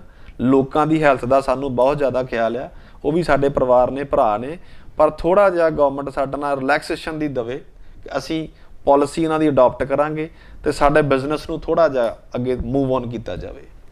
ਤੇ ਬਹੁਤ ਵਧੀਆ ਗੱਲ ਕੀਤੀ ਇਹਨਾਂ ਨੇ ਕਿ ਸਰਕਾਰ ਸਾਨੂੰ ਪਰਮਿਸ਼ਨ ਦੇਵੇ। ਇੱਕ ਐਸੇ ਦਾ ਵਪਾਰ ਮੈਂ ਕਹਾਂਗਾ ਸ਼ਹਿਰ ਦੇ ਵਿੱਚ, ਦੇਸ਼ ਦੇ ਵਿੱਚ ਜਾਂ ਸੂਬੇ ਦੇ ਵਿੱਚ, ਇਹ ਰਿਜ਼ੋਰਟ ਪਾਰਟੀ ਫੰਕਸ਼ਨ ਜੋ ਵੀ ਹੁੰਦਾ ਉਹਦੇ ਨਾਲ ਹਰ ਕੋਈ ਜੁੜਿਆ ਹੁੰਦਾ ਹੈ। ਇੱਕ ਮੇਕਅਪ ਆਰਟਿਸਟ, ਅਸੀਂ ਬਿਊਟੀ ਪਾਰਲਰ ਦੀ ਗੱਲ ਕਰੀਏ, ਕਾਸਮੈਟਿਕ ਦੀ ਗੱਲ ਕਰੀਏ, ਗਰੋਸਰੀ ਦੀ ਗੱਲ ਕਰੀਏ, ਕੱਪੜਿਆਂ ਦੀ ਗੱਲ ਕਰੀਏ, ਜੁਐਲਰੀ ਦੀ ਗੱਲ ਕਰੀਏ, ਹਰ ਇੱਕ ਵਪਾਰੀ ਦਾ ਪਾਰਟੀਜ਼ ਫੰਕਸ਼ਨ ਦੇ ਨਾਲ, ਵਿਆਹ ਦੇ ਸੀਜ਼ਨ ਦੇ ਵਿੱਚ ਕਿਤੇ ਨਾ ਕਿਤੇ ਤਾਰ ਜੁੜੀ ਹੁੰਦੀ ਹੈ। ਟਰਾਂਸਪੋਰਟੇਸ਼ਨ ਦੀ ਗੱਲ ਕਰੀਏ, ਹਰ ਇੱਕ ਵਪਾਰ ਇਸ ਪਾਰਟੀ ਫੰਕਸ਼ਨ ਦੇ ਵਿੱਚ ਜੁੜਿਆ ਹੁੰਦਾ ਹੈ। ਤੇ ਸਿਰਫ ਰਿਜ਼ੋਰਟ ਨੂੰ ਪਰਮਿਸ਼ਨ ਦੇਣੀ ਇਕੱਲੇ ਰਿਜ਼ੋਰਟ ਦੀ ਨਹੀਂ ਹੋਏਗੀ, ਮੇਰੇ ਹਿਸਾਬ ਨਾਲ ਇੱਕ ਛੋਟੇ ਵੱਡੇ ਸਾਰੇ ਵਪਾਰੀ ਲਈ ਇਹ ਪਰਮਿਸ਼ਨ ਹੋਏਗੀ, ਜਿਸ ਨਾਲ ਹਰ ਕਿਸੇ ਦੇ ਚਿਹਰੇ ਤੇ ਮੁਸਕਾਨ ਤੇ ਵਪਾਰ ਚੱਲਣ ਦੀ ਉਮੀਦ ਜਾਗੇਗੀ। ਤੇ ਇਹ ਬਹੁਤ ਵੱਡੀ ਰਿਕੁਐਸਟ ਹੈ ਪੰਜਾਬ ਸਰਕਾਰ ਵੱਲੋਂ, ਤੇ ਸਾਡੇ ਵੱਲੋਂ ਵੀ ਇਹ ਰਿਕੁਐਸਟ ਹੈਗੀ ਹੈ ਕਿ ਹਰ ਰਿਜ਼ੋਰਟ ਬੈਂਕੁਏਟ ਹਾਲ ਨੂੰ ਉਹਦੀ ਕੈਪੈਸਿਟੀ ਦੇ ਮੁਤਾਬਕ ਉਹਨੂੰ ਪਰਮਿਸ਼ਨ ਦੇ ਦਿੱਤੀ ਜਾਵੇ, ਤਾਂ ਕਿ ਹਰ ਕਿਸੇ ਦੇ ਘਰ ਦੀਆਂ ਖੁਸ਼ੀਆਂ ਜੋ ਵੀ ਕਈ ਸਾਲਾਂ ਤੋਂ ਮਾਂ-ਪਿਓ ਆਪਣੇ ਅੱਖਾਂ ਦੇ ਵਿੱਚ ਸੁਪਨੇ ਸੰਜੋਂਦੇ ਹਨ ਤੇ ਉਹ ਸੁਪਨੇ ਜੀਂਦੇ ਹਨ, ਅਕਸਰ ਲਾਈਵ ਜੀਵਨ ਜੀਂਦੇ ਹਨ, ਉਹ ਰਿਜ਼ੋਰਟ ਦੇ ਫੰਕਸ਼ਨ ਦੇ ਵਿੱਚ ਆਪਣੇ ਧੀ ਦੇ, ਆਪਣੇ ਪੁੱਤ ਦੇ ਵਿਆਹ ਦੇ ਵਿੱਚ ਜੋ ਫੰਕਸ਼ਨ ਦੇ ਵਿੱਚ ਉਹ ਜੀਣਾ ਚਾਹੁੰਦੇ ਹਨ, ਉਹਨਾਂ ਨੂੰ ਇਸ ਜੀਣ ਦਾ ਮੌਕਾ ਜ਼ਰੂਰ ਦਿੱਤਾ ਜਾਵੇ। ਤੇ ਕਰੋਨਾ ਦਾ ਕਹਿਰ ਤੇ ਆਪਾਂ ਇਹਨੂੰ ਮੰਨਦੇ ਹਨ, ਇਸ ਦੇ ਨਾਲ ਨਾਲ ਇਹਨਾਂ ਵੱਲੋਂ ਕਰੋਨਾ ਨੂੰ ਲੈ ਕੇ ਗਾਈਡਲਾਈਨਸ ਦੇ ਮੁਤਾਬਕ sitting capacity, on table service, ਬਾਕੀਆਂ ਦਾ ਵੀ ਪ੍ਰਬੰਧ ਕਰ ਦਿੱਤਾ ਜਾਏਗਾ, ਪਰ ਇਸ ਦੇ ਵਿੱਚ ਸਰਕਾਰ ਦੀ ਪਰਮਿਸ਼ਨ ਸਭ ਤੋਂ ਪਹਿਲਾਂ ਜ਼ਰੂਰੀ ਚਾਹੀਦੀ ਹੈ। ਇਸ ਦਾ ਸਰਕਾਰ ਨੂੰ ਵੀ ਫਾਇਦਾ ਹੁੰਦਾ ਹੈ, ਸਰਕਾਰ ਨੂੰ ਵੀ ਟੈਕਸ ਜਾਂਦਾ ਹੈ ਤੇ ਸ਼ਹਿਰ ਦੇ ਹੋਰ ਵੀ ਛੋਟੇ ਵੱਡੇ ਵਪਾਰ ਚੱਲਦੇ ਹਨ। ਤੇ ਬਹੁਤ ਵੱਡਾ ਉਪਰਾਲਾ ਹੈ, ਅਗਰ ਜੇ ਸਰਕਾਰ ਇਸ ਨੂੰ ਪਰਮਿਸ਼ਨ ਦੇ ਦੇਵੇ ਤੇ ਸ਼ਹਿਰ ਦਾ ਰੁਕਿਆ ਹੋਇਆ ਵਪਾਰ ਦੁਬਾਰਾ ਚੱਲ ਸਕਦਾ ਹੈ। ਆਪਾਂ ਕਿਸੇ ਇੱਕ ਸ਼ਹਿਰ ਦੀ ਗੱਲ ਨਹੀਂ ਕਰਦੇ, ਪੂਰੇ ਦੇਸ਼ ਦੇ ਵਿੱਚ ਇਸ ਦੀਆਂ ਤਾਰਾਂ ਜੁੜੀਆਂ ਹੁੰਦੀਆਂ ਹਨ। ਤੇ ਸਭ ਤੋਂ ਪਹਿਲਾ ਸਵਾਲ ਕਿ ਇਸ ਕੋਵਿਡ-19 ਦੇ ਦੌਰਾਨ ਜਦੋਂ ਕਿ ਸਰਕਾਰ ਨੇ ਕਈ ਬਿਜ਼ਨਸ ਨੂੰ ਛੂਟ ਵੀ ਦਿੱਤੀ, ਕੁਝ ਨੂੰ ਆਪਣਾ ਬਿਜ਼ਨਸ ਰੋਕਿਆ ਹੈ, ਜਿਸ ਨਾਲ ਤੁਸੀਂ ਰਿਜ਼ੋਰਟ ਦੀ ਗੱਲ ਕਰੀਏ ਤੇ ਸਭ ਤੋਂ ਜ਼ਿਆਦਾ ਇਫੈਕਟ ਆਪਾਂ ਰਿਜ਼ੋਰਟ 'ਤੇ ਲੈ ਕੇ ਚੱਲਦੇ ਹਾਂ, ਤੇ ਇੱਥੇ ਕਿੰਨਾ ਕੁ ਨੁਕਸਾਨ ਇਸ ਟਾਈਮ 'ਤੇ ਹੋ ਚੁੱਕਾ ਹੈ? ਟੋਟਲ ਜਿਹੜੀ ਹੋਸਪਿਟੈਲਿਟੀ ਲਾਈਨ ਹੈਗੀ ਨਾ, ਸਾਨੂੰ ਜੋ ਵੀ ਮਾਰਚ ਤੋਂ ਸਟਾਰਟ ਹੋਇਆ ਵਾ ਅੱਜ ਤੱਕ, ਇੱਕ ਤਾਂ ਗੌਰਮੈਂਟ ਨੇ ਕੋਈ ਉਹਨੂੰ ਕੋਈ ਏਡ ਨਹੀਂ ਦਿੱਤੀ, ਬਸ ਉਹਨਾਂ ਦਾ ਕੋਈ ਵੀ ਅੱਜ ਤੱਕ ਜਿੱਦਾਂ ਕੋਈ ਇੰਟਰਸਟ ਦੇ ਵਿੱਚ, ਕੋਈ ਇਲੈਕਟ੍ਰੀਸਿਟੀ ਦੇ ਵਿੱਚ, ਕੋਈ ਉਹਨਾਂ ਦੀਆਂ ਜਿਹੜੀਆਂ ਹੈਗੇ ਜੋਬਸ ਕਰਮਚਾਰੀ ਆ ਉਹਨਾਂ ਦੇ ਵਿੱਚ ਕੋਈ ਵੀ ਸਬਸਿਡੀ ਜਾਂ ਕੋਈ ਵੀ ਰਿਲੈਕਸੇਸ਼ਨ ਨਹੀਂ ਦਿੱਤੀ। ਇਹਦਾ ਜੋ 13 ਮਹੀਨੇ ਤੋਂ ਜੋ ਹੈਗਾ ਵਾ ਸਾਰਾ ਦਾ ਸਾਰਾ ਜਿੰਨਾ ਲਾਸ ਹੈ ਮਾਲਕਾਂ ਨੂੰ ਬੇਅਰ ਕਰਨਾ ਪੈ ਰਿਹਾ ਵਾ। ਉਹਦੇ ਵਿੱਚ ਬਹੁਤ ਸਾਰੇ ਜਿਹੜੇ ਐਮਪਲਾਈਜ਼ ਸਾਡੇ ਉਹਨਾਂ ਦੇ ਨੌਕਰੀਆਂ ਚਲੀਆਂ ਗਈਆਂ ਵਾ, ਕੁਝ ਵਿਚਾਰੇ 50% ਸੈਲਰੀ ਦੇ ਵਿੱਚ ਕੰਮ ਕਰ ਰਹੇ ਆ। ਜਿਹੜੇ ਸਾਡੇ ਐਡਹਾਕ ਬੇਸ 'ਤੇ ਬੰਦੇ ਡੇਲੀ ਬੇਸਿਸ 'ਤੇ ਹੁੰਦੇ ਆ, ਉਹ ਵਿਚਾਰਿਆਂ ਦਾ ਕੰਮ ਛੁੱਟ ਗਿਆ, 90% ਉਹਨਾਂ ਦਾ ਛੁੱਟ ਗਿਆ ਵਾ। ਜਿਹੜੇ ਵੇਟਰ ਹੈਗੇ ਆ, ਹਲਵਾਈ ਹੈਗੇ ਆ, ਬੈਂਡ ਬਾਜੇ ਵਾਲੇ ਆ, ਡੀਜੇ ਵਾਲੇ ਆ, ਜਾਂ ਵੀਡੀਓ ਵਾਲੇ ਆ, ਫੋਟੋਗ੍ਰਾਫਰ, ਹਰ ਤਰ੍ਹਾਂ ਦਾ ਜਿਹੜਾ ਰਿਲੇਟਡ ਬੈਂਕ ਆ। ਮੋਸਟਲੀ ਜਿੰਨੀ ਸਾਡੀ ਜੋ ਵੀ ਇਕੋਨਮੀ ਆ ਉਹਦਾ ਮਿਨੀਮਮ 50% ਬਿਜ਼ਨਸ ਜਿਹੜਾ ਸਿਰਫ ਵਿਆਹ ਸ਼ਾਦੀਆਂ ਦੇ ਨਾਲ ਹੀ ਚੱਲਦਾ ਵਾ, ਉਹਦੇ ਨਾਲ ਰਿਲੇਟਡ ਹੁੰਦਾ। ਜਦੋਂ ਉਹ ਵਿਆਹ ਸ਼ਾਦੀਆਂ ਬੰਦ ਹੁੰਦੀਆਂ ਵਾ ਤਾਂ ਸਾਰੀ ਇਕੋਨਮੀ ਜਿਹੜੀ ਆ, ਸਾਰੀ ਟਰਨਓਵਰ ਡਾਊਨ ਜਾਂਦੀ ਹੈ। ਤੇ ਜੇ ਗੱਲ ਕਰੀਏ ਸਰਕਾਰ ਵੱਲੋਂ ਹੁੰਦੀ ਹੈ 2 ਗਜ਼ ਦੀ ਦੂਰੀ ਜ਼ਰੂਰੀ, ਤੇ ਜੇ ਰਿਜ਼ੋਰਟ ਨੂੰ ਲਈਏ, ਰਿਜ਼ੋਰਟ ਤੇ ਹਜ਼ਾਰਾਂ ਗਜ਼ ਦੇ ਵਿੱਚ ਹੁੰਦਾ ਹੈ, ਤੇ ਇਹਦੇ ਵਿੱਚ ਸਿਰਫ 20 ਬੰਦਿਆਂ ਦੀ ਪਰਮਿਸ਼ਨ ਜਾਂ ਪਿੱਛੇ 50 ਬੰਦਿਆਂ ਦੀ ਵੀ ਪਰਮਿਸ਼ਨ ਦਿੱਤੀ ਗਈ ਸੀ। ਤੇ ਇਸ ਏਰੀਆ ਦੇ ਹਿਸਾਬ ਨਾਲ ਇੰਨੀ ਬੰਦਿਆਂ ਦੀ ਪਰਮਿਸ਼ਨ ਤੁਸੀਂ ਉਸ ਨੂੰ ਕਿਸ ਨਜ਼ਰੀਏ ਨਾਲ ਦੇਖਦੇ ਹੋ? ਇਹ ਸਰਕਾਰ ਦੀ ਇਹਦੇ ਨੈਗਲੀਜੈਂਸੀ ਹੈਗੀ ਆ ਵੀ ਦੱਸੋ ਤੁਸੀਂ ਇੱਕ 50 ਗਜ ਦਾ ਜਾਂ 100 ਗਜ ਦਾ ਇੱਕ ਰੈਸਟੋਰੈਂਟ ਆ, ਉਹਨੂੰ ਵੀ ਤੁਸੀਂ 20 ਬੰਦੇ ਅਲਾਉ ਕਰ ਰਹੇ ਜੀ। ਇੱਕ 100 ਮੀਟਰ ਦਾ ਵਾ, ਇੱਕ 200 ਮੀਟਰ ਦਾ ਵਾ, ਇੱਕ 5000 ਗਜ ਦਾ ਵਾ, ਇੱਕ 10000 ਗਜ ਦਾ ਰਿਜ਼ੋਰਟ ਹੈ, ਉਹਨੂੰ ਵੀ ਤੁਸੀਂ 20 ਬੰਦੇ ਅਲਾਉ ਕਰ ਰਹੇ ਜੀ। ਇਹ ਤਾਂ ਹਰ ਇੱਕ ਅਕੋਰਡਿੰਗ ਟੂ ਕਪੈਸਿਟੀ ਉਹਦਾ ਜੋ ਵਾ, ਜੋ ਉਹਦੀ ਕਪੈਸਿਟੀ ਹੈ ਉਹਦਾ 50% ਦੇ ਹਿਸਾਬ ਦੇ ਨਾਲ ਉਹਨੂੰ ਅਲਾਉ ਕਰਨਾ ਚਾਹੀਦਾ ਵਾ। ਤੇ 50% ਦੇ ਹਿਸਾਬ ਨਾਲ ਕਰੀਏ, ਅਗਰ ਜੇ ਗੱਲ ਕਰੀਏ ਐਗਜ਼ਾਮਪਲ ਜੇ 1000 ਗਜ਼ ਦਾ ਰਿਜ਼ੋਰਟ ਹੈਗਾ ਜੇ, 50% ਦੀ ਕਪੈਸਿਟੀ ਫਿਰ ਵੀ ਉਹਦੇ 'ਚ ਆਪਣਾ 500 ਤੇ ਗੈਦਰਿੰਗ ਹੋ ਸਕਦੀ ਹੈ। ਜੇ 10000 ਗਜ਼ ਦਾ ਰਿਜ਼ੋਰਟ ਆਪਾਂ ਕਰ ਲਈਏ, 10000 ਗਜ਼ ਦਾ ਰਿਜ਼ੋਰਟ, 1000 ਗਜ਼ ਤਾਂ ਹੁੰਦਾ ਨਹੀਂ ਰਿਜ਼ੋਰਟ, 10000 ਗਜ਼ ਦਾ ਰਿਜ਼ੋਰਟ, ਤਾਂ 5000 ਦੀ ਕਪੈਸਿਟੀ, ਤੇ ਸਰਕਾਰ ਸਿਰਫ 200 ਦੀ ਹੀ ਪਰਮਿਸ਼ਨ ਦੇ ਦੇਵੇ, 20 ਦੀ ਜਗ੍ਹਾ 200, ਕੁਛ ਤੇ ਗੈਦਰਿੰਗ ਹੋਏਗੀ। 2 ਗਜ ਦੀ ਦੂਰੀ ਕਹਿੰਦੇ ਵੀ ਮਿਨੀਮਮ 6 ਸਕੁਅਰ ਫੁੱਟ ਇੱਕ ਬੰਦੇ ਨੂੰ ਏਰੀਆ ਚਾਹੀਦਾ ਹੋਏਗਾ, ਜਾਂ ਵੱਧ ਤੋਂ 10 ਸਕੁਅਰ ਫੁੱਟ ਲਾ ਲਓ ਤੁਸੀਂ। ਸਾਡੇ ਕੋਈ ਵੀ ਜਿਹੜੇ ਰਿਜ਼ੋਰਟ ਹੈਗੇ ਮਿਨੀਮਮ ਵੀ 20000 ਸਕੁਅਰ ਫੁੱਟ ਤੋਂ ਲੈ ਕੇ 1 ਲੱਖ ਸਕੁਅਰ ਫੁੱਟ ਤੱਕ ਦੇ ਰਿਜ਼ੋਰਟ ਹੈਗੇ ਨੇ, ਅਤੇ ਉਹ ਜਿਸ ਹਿਸਾਬ ਨਾਲ ਮਰਜ਼ੀ ਕਰ ਲਓ, ਮਿਨੀਮਮ 500 400 ਗੈਦਰਿੰਗ ਤੋਂ ਅਲਾਉ ਹੋਣੀ ਚਾਹੀਦੀ ਹੈ। ਠੀਕ ਹੈ, ਜੋ ਇਨਸਾਈਡ ਹੋਟਲ ਬੈਂਕੁਏਟ ਆ ਜਾਂ ਛੋਟੇ ਹੈਗੇ ਆ, ਉਹਨਾਂ ਨੂੰ ਤੁਸੀਂ ਅਕੋਰਡਿੰਗ ਟੂ ਜੋ ਮਿਨੀਮਮ ਦਾ 10 ਸਕੁਅਰ ਫੁੱਟ ਏਰੀਆ ਛੱਡ ਕੇ ਜੇ ਉਹਦੇ ਕੋਲ 1000 ਸਕੁਅਰ ਫੁੱਟ ਦਾ, ਚਲੋ ਉਹਨੂੰ ਤੁਸੀਂ 50-100 ਬੰਦੇ ਅਲਾਉ ਕਰ ਸਕਦੇ। ਜੇ ਰਿਜ਼ੋਰਟਾਂ ਨੂੰ ਤਾਂ 500 ਤੱਕ ਮਿਨੀਮਮ ਅਲਾਉ ਹੋਣਾ ਚਾਹੀਦਾ। ਤੇ ਸਾਡੇ ਚੈਨਲ ਦੇ ਮਾਧਿਅਮ ਨਾਲ ਸਰਕਾਰ ਨੂੰ ਕੀ ਅਪੀਲ ਕਰਨਾ ਚਾਹੋਗੇ ਕਿ ਸਰਕਾਰ ਕਿਸ ਤਰ੍ਹਾਂ ਤੁਹਾਨੂੰ ਪਰਮਿਸ਼ਨ ਦੇਵੇ ਤੇ ਤੁਸੀਂ ਕਿਸ ਤਰੀਕੇ ਨਾਲ ਆਪਣੇ ਗੈਸਟ ਦੀ ਸਿਕਿਉਰਿਟੀ, ਹੈਲਥ ਇਸ਼ੂ ਵੀ ਉਹ ਵੀ ਮੇਨਟੇਨ ਰੱਖੋਗੇ? ਐਕਚੁਅਲੀ ਅਸੀਂ ਤਾਂ ਜੋ ਗੌਰਮੈਂਟ ਦੀਆਂ ਗਾਈਡਲਾਈਨਸ ਆ ਅਕੋਰਡਿੰਗ ਟੂ ਉਹਦੇ ਵਰਕ ਕਰਾਂਗੇ, ਜਿੱਦਾਂ ਉਹ ਕਹਿੰਦੇ ਉਦੋਂ ਦਾ ਕਰਾਂਗੇ। ਪਰ ਗੌਰਮੈਂਟ ਨੂੰ ਇਹ ਸੋਚਣਾ ਚਾਹੀਦਾ ਜਾਂ ਤਾਂ ਇਸ ਇੰਡਸਟਰੀ ਨੂੰ ਕੋਈ ਨਾ ਕੋਈ ਫੈਸਿਲਿਟੀ ਦੇ, ਅਤੇ ਜਾਂ ਉਹਨੂੰ ਅਲਾਉ ਕਰੇ। ਮਿਨੀਮਮ 100 to 100% ਤਾਂ ਅਲਾਓ ਹੋਣਾ ਹੀ ਚਾਹੀਦਾ ਵਾ। ਘੱਟ ਤੋਂ ਘੱਟ 100 ਤੋਂ 200 ਅਲਾਓ ਕਰੇ ਜਾਂ ਫਿਰ ਗਵਰਨਮੈਂਟ ਨੂੰ ਕੋਈ ਅਲਾਓ ਕਰੇ, ਉਹਨੂੰ ਸਬਸਿਡੀ ਦੇ, ਜਿਹੜੇ ਸਾਡੇ EMPLOYEE ਆ ਉਹਨਾਂ ਦੇ ਵਾਸਤੇ ਕੋਈ ਸੈਲਰੀ ਦਾ ਅਰੇਂਜਮੈਂਟ ਕਰੇ ਜਾਂ ਹੋਰ ਬਿਜਲੀ ਬਿੱਲ ਸਾਡੇ ਮਾਫ ਕਰੇ, ਨਹੀਂ ਤਾਂ ਸਾਰੀ ਇੰਡਸਟਰੀ ਖਰਾਬ ਬੰਦ ਹੋ ਜਾਏਗੀ। ਤੇ ਇਹ ਸੀ ਰਣਜੀਤ ਸਿੰਘ ਸੀ ਰਿਜ਼ੋਰਟ ਐਸੋਸੀਏਸ਼ਨ ਦੇ ਪ੍ਰੈਜ਼ੀਡੈਂਟ, ਜਿਨ੍ਹਾਂ ਨੇ ਦੱਸਿਆ ਕਿ ਸਰਕਾਰ ਵੱਲੋਂ ਕੋਈ ਵੀ ਸਬਸਿਡੀ ਜਾਂ ਕੋਈ ਵੀ ਹੈਲਪ ਨਹੀਂ ਕੀਤੀ ਜਾ ਰਹੀ ਰਿਜ਼ੋਰਟਸ ਨੂੰ ਲੈ ਕੇ, ਜਿਹੜੇ ਕਿ ਕਿਸੇ ਟਾਈਮ ਤੇ ਹਰ ਕਿਸੇ ਦੀ ਖੁਸ਼ੀ ਦੇ ਵਿੱਚ ਸ਼ਾਮਿਲ ਹੁੰਦੇ ਸਨ, ਹਰ ਕਿਸੇ ਦੀ ਖੁਸ਼ੀ ਦੀ ਯਾਦਗਾਰ ਦਾ ਇੱਕ ਵੱਡਾ ਹਿੱਸਾ ਬਣਦੇ ਸਨ। ਅੱਜ ਉਹ ਖੁਸ਼ੀ ਲਈ ਮੁਹਤਾਜ ਹਨ, ਉਹਨਾਂ ਦੇ EMPLOYEE 2 ਟਾਈਮ ਦੇ ਮੁਸਕਰਾਹਟ ਲਈ ਮੁਹਤਾਜ ਹਨ। ਇਹ ਕਾਰਨ ਕਰੋਨਾ ਦਾ ਕਾਰਨ ਹੈ ਤੇ ਕਿਤੇ ਸਰਕਾਰ ਦੀ ਕੁਝ ਪਾਲਿਸੀਆਂ ਹਨ ਜਿਸ ਕਾਰਨ ਇੱਥੇ ਖੁੱਲੀ ਜਗ੍ਹਾ ਹੋਣ ਦੇ ਬਾਵਜੂਦ ਵੀ ਗੈਦਰਿੰਗ ਤੇ ਰੋਕ ਲਗਾਈ ਗਈ ਹੈ। ਅੰਮ੍ਰਿਤਸਰ ਦੇ ਇੱਕ ਉਸ ਨਾਮਚੀਨ ਹਸਤੀ ਨਾਲ ਤੁਹਾਨੂੰ ਰੂਬਰੂ ਕਰਾਉਣ ਜਾ ਰਹੇ ਹਨ, ਜੋ ਕਿ ਰੀਅਲ ਏਸਟੇਟ, ਟੈਕਸਟਾਈਲ ਤੇ ਹੋਟਲ ਐਂਡ ਰਿਜ਼ੋਰਟ ਐਸੋਸੀਏਸ਼ਨ ਦੇ ਪ੍ਰਧਾਨ ਹਨ, ਤੇ ਉਹਨਾਂ ਨਾਲ ਗੱਲਬਾਤ ਕਰਾਂਗੇ। ਤੇ ਕਰੋਨਾ ਕਾਲ ਦੇ ਦੌਰਾਨ ਜੋ ਵੀ ਰੀਅਲ ਏਸਟੇਟ ਆਪਾਂ ਗੱਲ ਕਰੀਏ, ਰਿਜ਼ੋਰਟ, ਹੋਟਲਸ ਦੇ ਉੱਤੇ ਕਰੋਨਾ ਕਾਲ ਦੇ ਦੌਰਾਨ ਸਰਕਾਰ ਦੀ ਕੁਝ ਨੀਤੀਆਂ ਕਰਕੇ ਜੋ ਕਿ ਮਾਰ ਪਈ ਹੈ, ਜਿਸ ਕਰਕੇ ਰਿਜ਼ੋਰਟ ਦਾ ਬਿਜ਼ਨਸ ਬਿਲਕੁਲ ਬੰਦ ਰਿਹਾ। ਗੱਲ ਕਰੀਏ ਇੱਕ ਰਿਜ਼ੋਰਟ ਦੀ ਜਾਂ ਛੋਟੇ ਬੈਂਕਟ ਹਾਲ ਦੀ, ਦੋਨਾਂ ਨੂੰ ਗੈਦਰਿੰਗ ਦਾ ਸਰਕਾਰ ਨੇ ਇੱਕੋ ਹੀ ਕਾਊਂਟਿੰਗ ਦਿੱਤੀ ਹੈ ਕਿ ਸਿਰਫ 20 ਬੰਦਿਆਂ ਦੀ ਜਾਂ 50 ਬੰਦਿਆਂ ਦੀ ਗੈਦਰਿੰਗ ਦਿੱਤੀ ਜਾਂਦੀ ਹੈ, ਜਿੱਥੇ ਕਿ ਜਗ੍ਹਾ ਕਈ ਗੁਣਾ ਜ਼ਿਆਦਾ ਹੁੰਦੀ ਹੈ ਰਿਜ਼ੋਰਟ ਦੇ ਵਿੱਚ ਫਿਰ ਵੀ। ਤੇ ਦੂਸਰੀ ਗੱਲ ਕਰੀਏ ਰਿਜ਼ੋਰਟ ਦੀ, ਰਿਜ਼ੋਰਟ ਦੇ ਨਾਲ ਜਿਹੜੇ ਪਾਰਟੀ ਫੰਕਸ਼ਨ ਜੁੜੇ ਹਨ, ਸਿਰਫ ਉਹ ਇੱਕ ਰਿਜ਼ੋਰਟ ਦੇ ਪਾਰਟੀ ਫੰਕਸ਼ਨ ਜਾਂ ਬਿਜ਼ਨਸ ਨਹੀਂ ਹੁੰਦਾ, ਉਸ ਦੇ ਨਾਲ ਵਪਾਰ ਜਗਤ ਦਾ ਹਰ ਛੋਟਾ ਵਪਾਰੀ ਜੁੜਿਆ ਹੁੰਦਾ ਹੈ। ਸ਼ਹਿਰ ਦੇ ਵਿੱਚ ਜਿੰਨੀਆਂ ਪਾਰਟੀਆਂ ਹੁੰਦੀਆਂ ਹਨ, ਉਨੇ ਹੀ ਛੋਟੇ ਛੋਟੇ ਵਪਾਰੀ ਉਹਦੇ ਨਾਲ ਜੁੜੇ ਹੁੰਦੇ ਹਨ, ਤੇ ਉਹਨਾਂ ਸਾਰਿਆਂ ਦੀ ਇਸ ਦੇ ਨਾਲ ਵਪਾਰ ਚੱਲਦਾ ਹੈ। ਤੇ ਆਪਾਂ ਇਸ ਤੇ ਗੱਲਬਾਤ ਕਰਾਂਗੇ। ਇਸ ਵੇਲੇ ਸਾਡੇ ਨਾਲ ਮੌਜੂਦ ਹਨ ਕ੍ਰਿਸ਼ਨ ਕੁਮਾਰ ਸ਼ਰਮਾ, ਜੋ ਕਿ ਐਕਸ ਕਾਉਂਸਲਰ ਹਨ ਕਾਂਗਰਸ ਦੇ, ਤੇ ਇਸ ਵੇਲੇ ਇੱਕ ਕਾਂਗਰਸ ਦੇ ਵੱਡੇ ਬੁਲਾਰੇ ਵੀ ਹਨ, ਉਹਨਾਂ ਨਾਲ ਗੱਲਬਾਤ ਕਰਾਂਗੇ। ਤੇ ਸਰ, ਸਭ ਤੋਂ ਪਹਿਲਾਂ ਤੁਹਾਡਾ ਸਵਾਲ ਕਿ ਜੇ ਆਪਾਂ ਗੱਲ ਕਰੀਏ ਰਿਜ਼ੋਰਟ ਐਂਡ ਹੋਟਲ ਐਸੋਸੀਏਸ਼ਨ ਦੇ ਰਿਜ਼ੋਰਟ ਦੀ ਗੱਲ ਕਰੀਏ, ਤੇ ਇੱਕ ਰਿਜ਼ੋਰਟ ਦੇ ਵਿੱਚ ਵੱਡੇ ਵੱਡੇ ਪਾਰਟੀ ਫੰਕਸ਼ਨ ਹੁੰਦੇ ਸੀ, ਉਸੇ ਤਰ੍ਹਾਂ ਰਿਜ਼ੋਰਟ ਦੇ ਆਪਣੇ ਵੀ ਵੱਡੇ ਵੱਡੇ ਖਰਚੇ ਹੈਗੇ ਜੇ। ਸਰਕਾਰ ਨੇ ਤੇ ਪਾਰਟੀ ਫੰਕਸ਼ਨ ਬੰਦ ਕਰ ਦਿੱਤੇ, ਪਰ ਕੀ ਖਰਚਿਆਂ ਤੇ ਸਰਕਾਰ ਨੇ ਕੁਝ ਰਿਬੇਟ ਦਿੱਤੀ ਰਿਜ਼ੋਰਟ ਨੂੰ?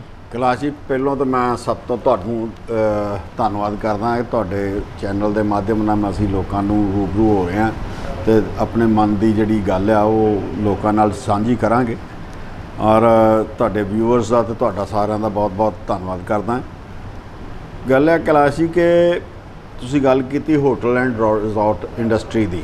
ਇਹ ਹੋਟਲ ਇੰਡਸਟਰੀ ਜਿਹੜੀ ਆ ਜਾਂ ਰਿਜ਼ੋਰਟ ਇੰਡਸਟਰੀ ਆ, ਇਹਦੇ ਵਿੱਚ ਜਿਹੜਾ ਬੈਂਕੁਏਟਿੰਗ ਦਾ ਕੰਮ ਹੈ, ਜਿਹੜਾ ਰਿਜ਼ੋਰਟਸ ਦੇ ਵਿੱਚ ਮੈਰਿਜ ਪੈਲੇਸਿਸ ਦਾ ਜਾਂ ਬੈਂਕੁਏਟਿੰਗ ਦਾ ਕੰਮ ਆ, ਉਹਦੇ ਉੱਤੇ ਇੱਕ ਕਿਸੇ ਵੀ ਸਰਕਾਰ ਦੀ, ਭਾਵੇਂ ਗੌਰਮੈਂਟ ਆਫ ਇੰਡੀਆ ਵਾ ਜਾਂ ਗੌਰਮੈਂਟ ਆਫ ਪੰਜਾਬ ਆ, ਮੇਰਾ ਖਿਆਲ ਆ ਕਿ 12-14% ਪਾਰਟ ਜਿਹੜਾ ਉਹਦਾ 15% ਤੋਂ ਜ਼ਿਆਦਾ ਪਾਰਟ ਜਿਹੜਾ ਹੈ ਉਹ GDP ਦਾ ਇਹਦੇ ਨਾਲ ਗਰੋ ਕਰਦਾ ਹੈ।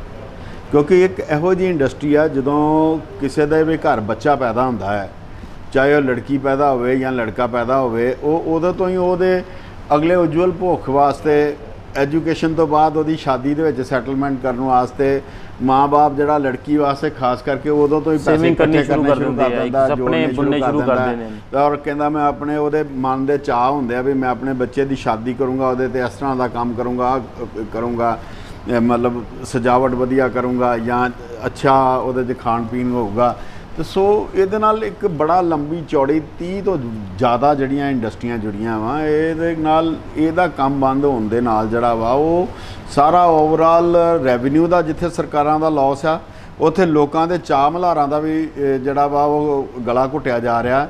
ਔਰ ਮੈਂ ਸਮਝਦਾ ਕਿ ਇਹਦੇ 'ਚ ਅਸੀਂ ਨੋ ਡਾਊਟ ਕੋਵਿਡ ਕਰਕੇ ਅਸੀਂ ਚਾਹੁੰਦੇ ਹਾਂ ਕਿ ਇਸ ਬਿਮਾਰੀ ਤੋਂ ਬਚਣ ਵਾਸਤੇ ਵਰਲਡ WHO ਦੀਆਂ ਹੈਲਥ ਆਰਗੇਨਾਈਜੇਸ਼ਨ ਦੀਆਂ ਜਿਹੜੀਆਂ ਆਪਣਾ ਗਾਈਡਲਾਈਨਸ ਨੇ ਉਹਨਾਂ ਨੂੰ ਫੋਲੋ ਅਪ ਕੀਤਾ ਜਾ ਰਿਹਾ ਹੈ।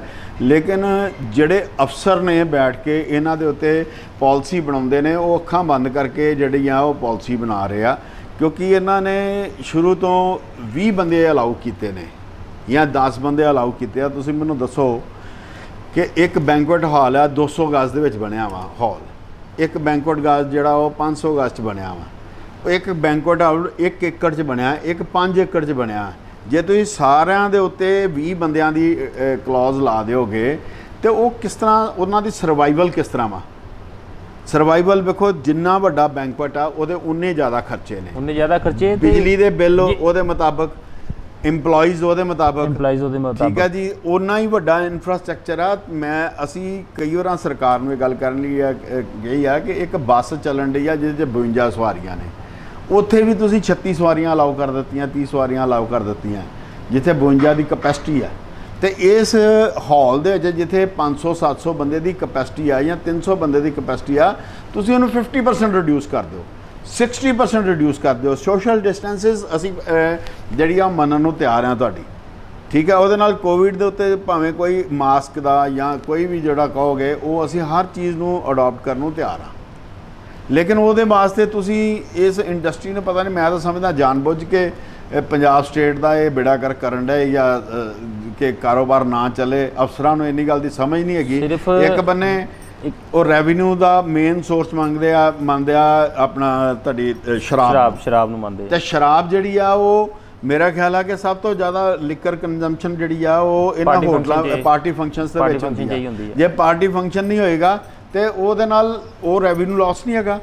ਸੋ ਮੇਰੀ ਇਹ ਸਰਕਾਰ ਨੂੰ ਅਸੀਂ ਬਾਰ-ਬਾਰ ਇਹ ਮੰਗ ਕੀਤੀ ਆ ਔਰ ਇਹ ਕਹਿ ਰਹੇ ਹਾਂ ਕਿ ਕਿਉਂਕਿ ਇਹਦੇ ਨਾਲ ਇੰਡਸਟਰੀ ਜੁੜੀ ਆ, ਡੈਕੋਰੇਸ਼ਨ ਇੰਡਸਟਰੀ ਆ, ਫਲੋਰਿਸਟ ਜੁੜੇ ਨੇ ਇਹਦੇ ਨਾਲ, ਕੇਟਰ ਜੁੜੇ ਨੇ, ਵੇਟਰ ਇੱਕ ਲੋਅਰ ਤਬਕੇ ਦੀ ਜਿਹੜੀ ਆ ਨਾ ਇਹ ਜੁੜੀ ਆ ਉਹਦੇ ਸਿਕਿਉਰਿਟੀ ਸਿਸਟਮਸ ਦੇ ਵਿੱਚ। ਫਿਰ ਉਹਦੇ ਨਾਲ ਜਿੰਨੇ ਵੀ ਤੁਹਾਡੇ ਇਹ ਵੈਲੇ ਪਾਰਕਿੰਗ ਵਾਲੇ ਡਰਾਈਵਰਸ ਨੇ ਉਹ ਜੁੜੇ ਨੇ।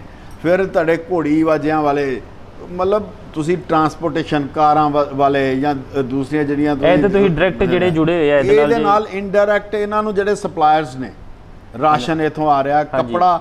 ਜੇ ਅੱਜ ਵਿਆਹ ਸ਼ਾਦੀ 'ਚ ਲੋਕੀ ਸ਼ਾਦੀ 'ਚ ਜਾਂਦੇ, ਫੰਕਸ਼ਨ ਜਿਹਨਾਂ ਦੇ ਫੰਕਸ਼ਨ ਨਹੀਂ ਹੁੰਦੇ, ਉਹ 2-2 ਮਹੀਨੇ ਕੱਪੜਾ ਹੀ ਨਹੀਂ ਸੌਂਦੇ।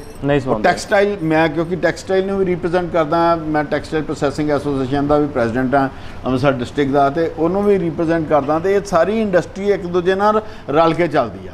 ਹਾੜੀ ਸੌਣੀ ਜਦੋਂ ਹਰ ਫਸਲ ਆਉਂਦੀ ਆ, ਜ਼ਿਮੀਂਦਾਰਾਂ ਦੇ ਵੀ ਮਨ 'ਚ ਚਾਹ ਹੁੰਦਾ ਵੀ ਅਸੀਂ ਮੈਂ ਹਾੜੀ ਦੇ ਪੈਸੇ ਆਉਣੇ ਤੇ ਆਪਣੇ ਬੱਚੇ ਦਾ ਵਿਆਹ ਕਰਨਾ, ਸੌਣੀ ਦਾ ਆਉਣੇ ਤੇ ਬੱਚੇ ਦਾ ਵਿਆਹ ਕਰਨਾ, ਤੇ ਉਹ ਖਰਚਾ ਤਾਂ ਹੀ ਕਰਦੇ ਜੇ ਅਗਲੇ ਬੰਨੇ ਉਹਨਾਂ ਨੂੰ ਉਹ ਚੀਜ਼ ਜਿਹੜੀ ਫੈਸਿਲਿਟੀ ਮਿਲੇਗੀ। ਜੇ ਖਰਚਾ ਉਹਨਾਂ ਨੇ ਹਾੜੀ ਸੌਣੀ ਦੇ ਪੈਸੇ ਲੈ ਕੇ ਤੇ ਅਗਲੇ ਬੰਨੇ ਨਾ ਕਿਸੇ ਨੇ ਕੱਪੜਾ ਲਿਆ, ਨਾ ਕਿਸੇ ਨੇ ਜੇਵਰ ਲਿਆ, ਨਾ ਕੋਈ ਕਿਸੇ ਨੇ ਸੋਨਾ ਲਿਆ, ਨਾ ਕਿਸੇ ਨੇ ਉਹਦੇ ਤੇ ਕੋਈ। ਜੇ ਅੱਜ ਤੁਸੀਂ ਆਟੋਮੋਬਾਈਲ ਦਾ ਬਿਜ਼ਨਸ ਦੇਖ ਲਓ, ਬਹੁਤ ਸਾਰੇ ਲੋਕ ਜਿਹੜੇ ਨੇ ਉਹ ਕਾਰਾਂ ਦਿੰਦੇ ਨੇ ਜਾਂ ਕੋਈ ਵੀ ਹੋਰ ਨਵੀਂ ਟਰਾਂਸਪੋਰਟ ਦਿੰਦੇ ਨੇ, ਸਕੂਟਰ ਮੋਟਰਸਾਈਕਲ ਦਿੰਦੇ ਦਾਜ 'ਚ, ਠੀਕ ਹੈ ਜੀ। ਤੇ ਜਾਂ ਕਿਸੇ ਦਾ ਘਰ ਵਾਸਦਾ ਉਹ ਕਹਿੰਦਾ ਮੈਂ ਆਪਣੇ ਵਾਸਤੇ ਹੀ ਨਵੀਂ ਕਾਰ ਲੈ ਕੇ ਆਉਣੀ ਹੈ ਕਿਉਂਕਿ ਨਵੀਂ ਫੈਮਿਲੀ ਵਾਸਤੇ। ਉਹ ਲੋਕਾਂ ਦੀ ਸਾਰੀਆਂ ਦੀਆਂ ਸਾਰੀਆਂ ਚੀਜ਼ਾਂ ਇਹਦੇ ਨਾਲ ਸਟਕ ਅਪ ਹੋ ਗਈਆਂ। ਘਰ ਦੀ ਗੱਲ ਕਰੀਏ, ਪਾਰਲਰਸ ਦੀ ਕਰੀਏ, ਆਪਣਾ ਜੁਐਲਰ ਦੀ ਗੱਲ ਕਰੀਏ, ਸਾਰੇ ਇਸ ਬਿਜ਼ਨਸ ਦੇ ਨਾਲ ਜੁੜੇ ਹੁੰਦੇ ਕਿਤੇ ਨਾ ਕਿਤੇ।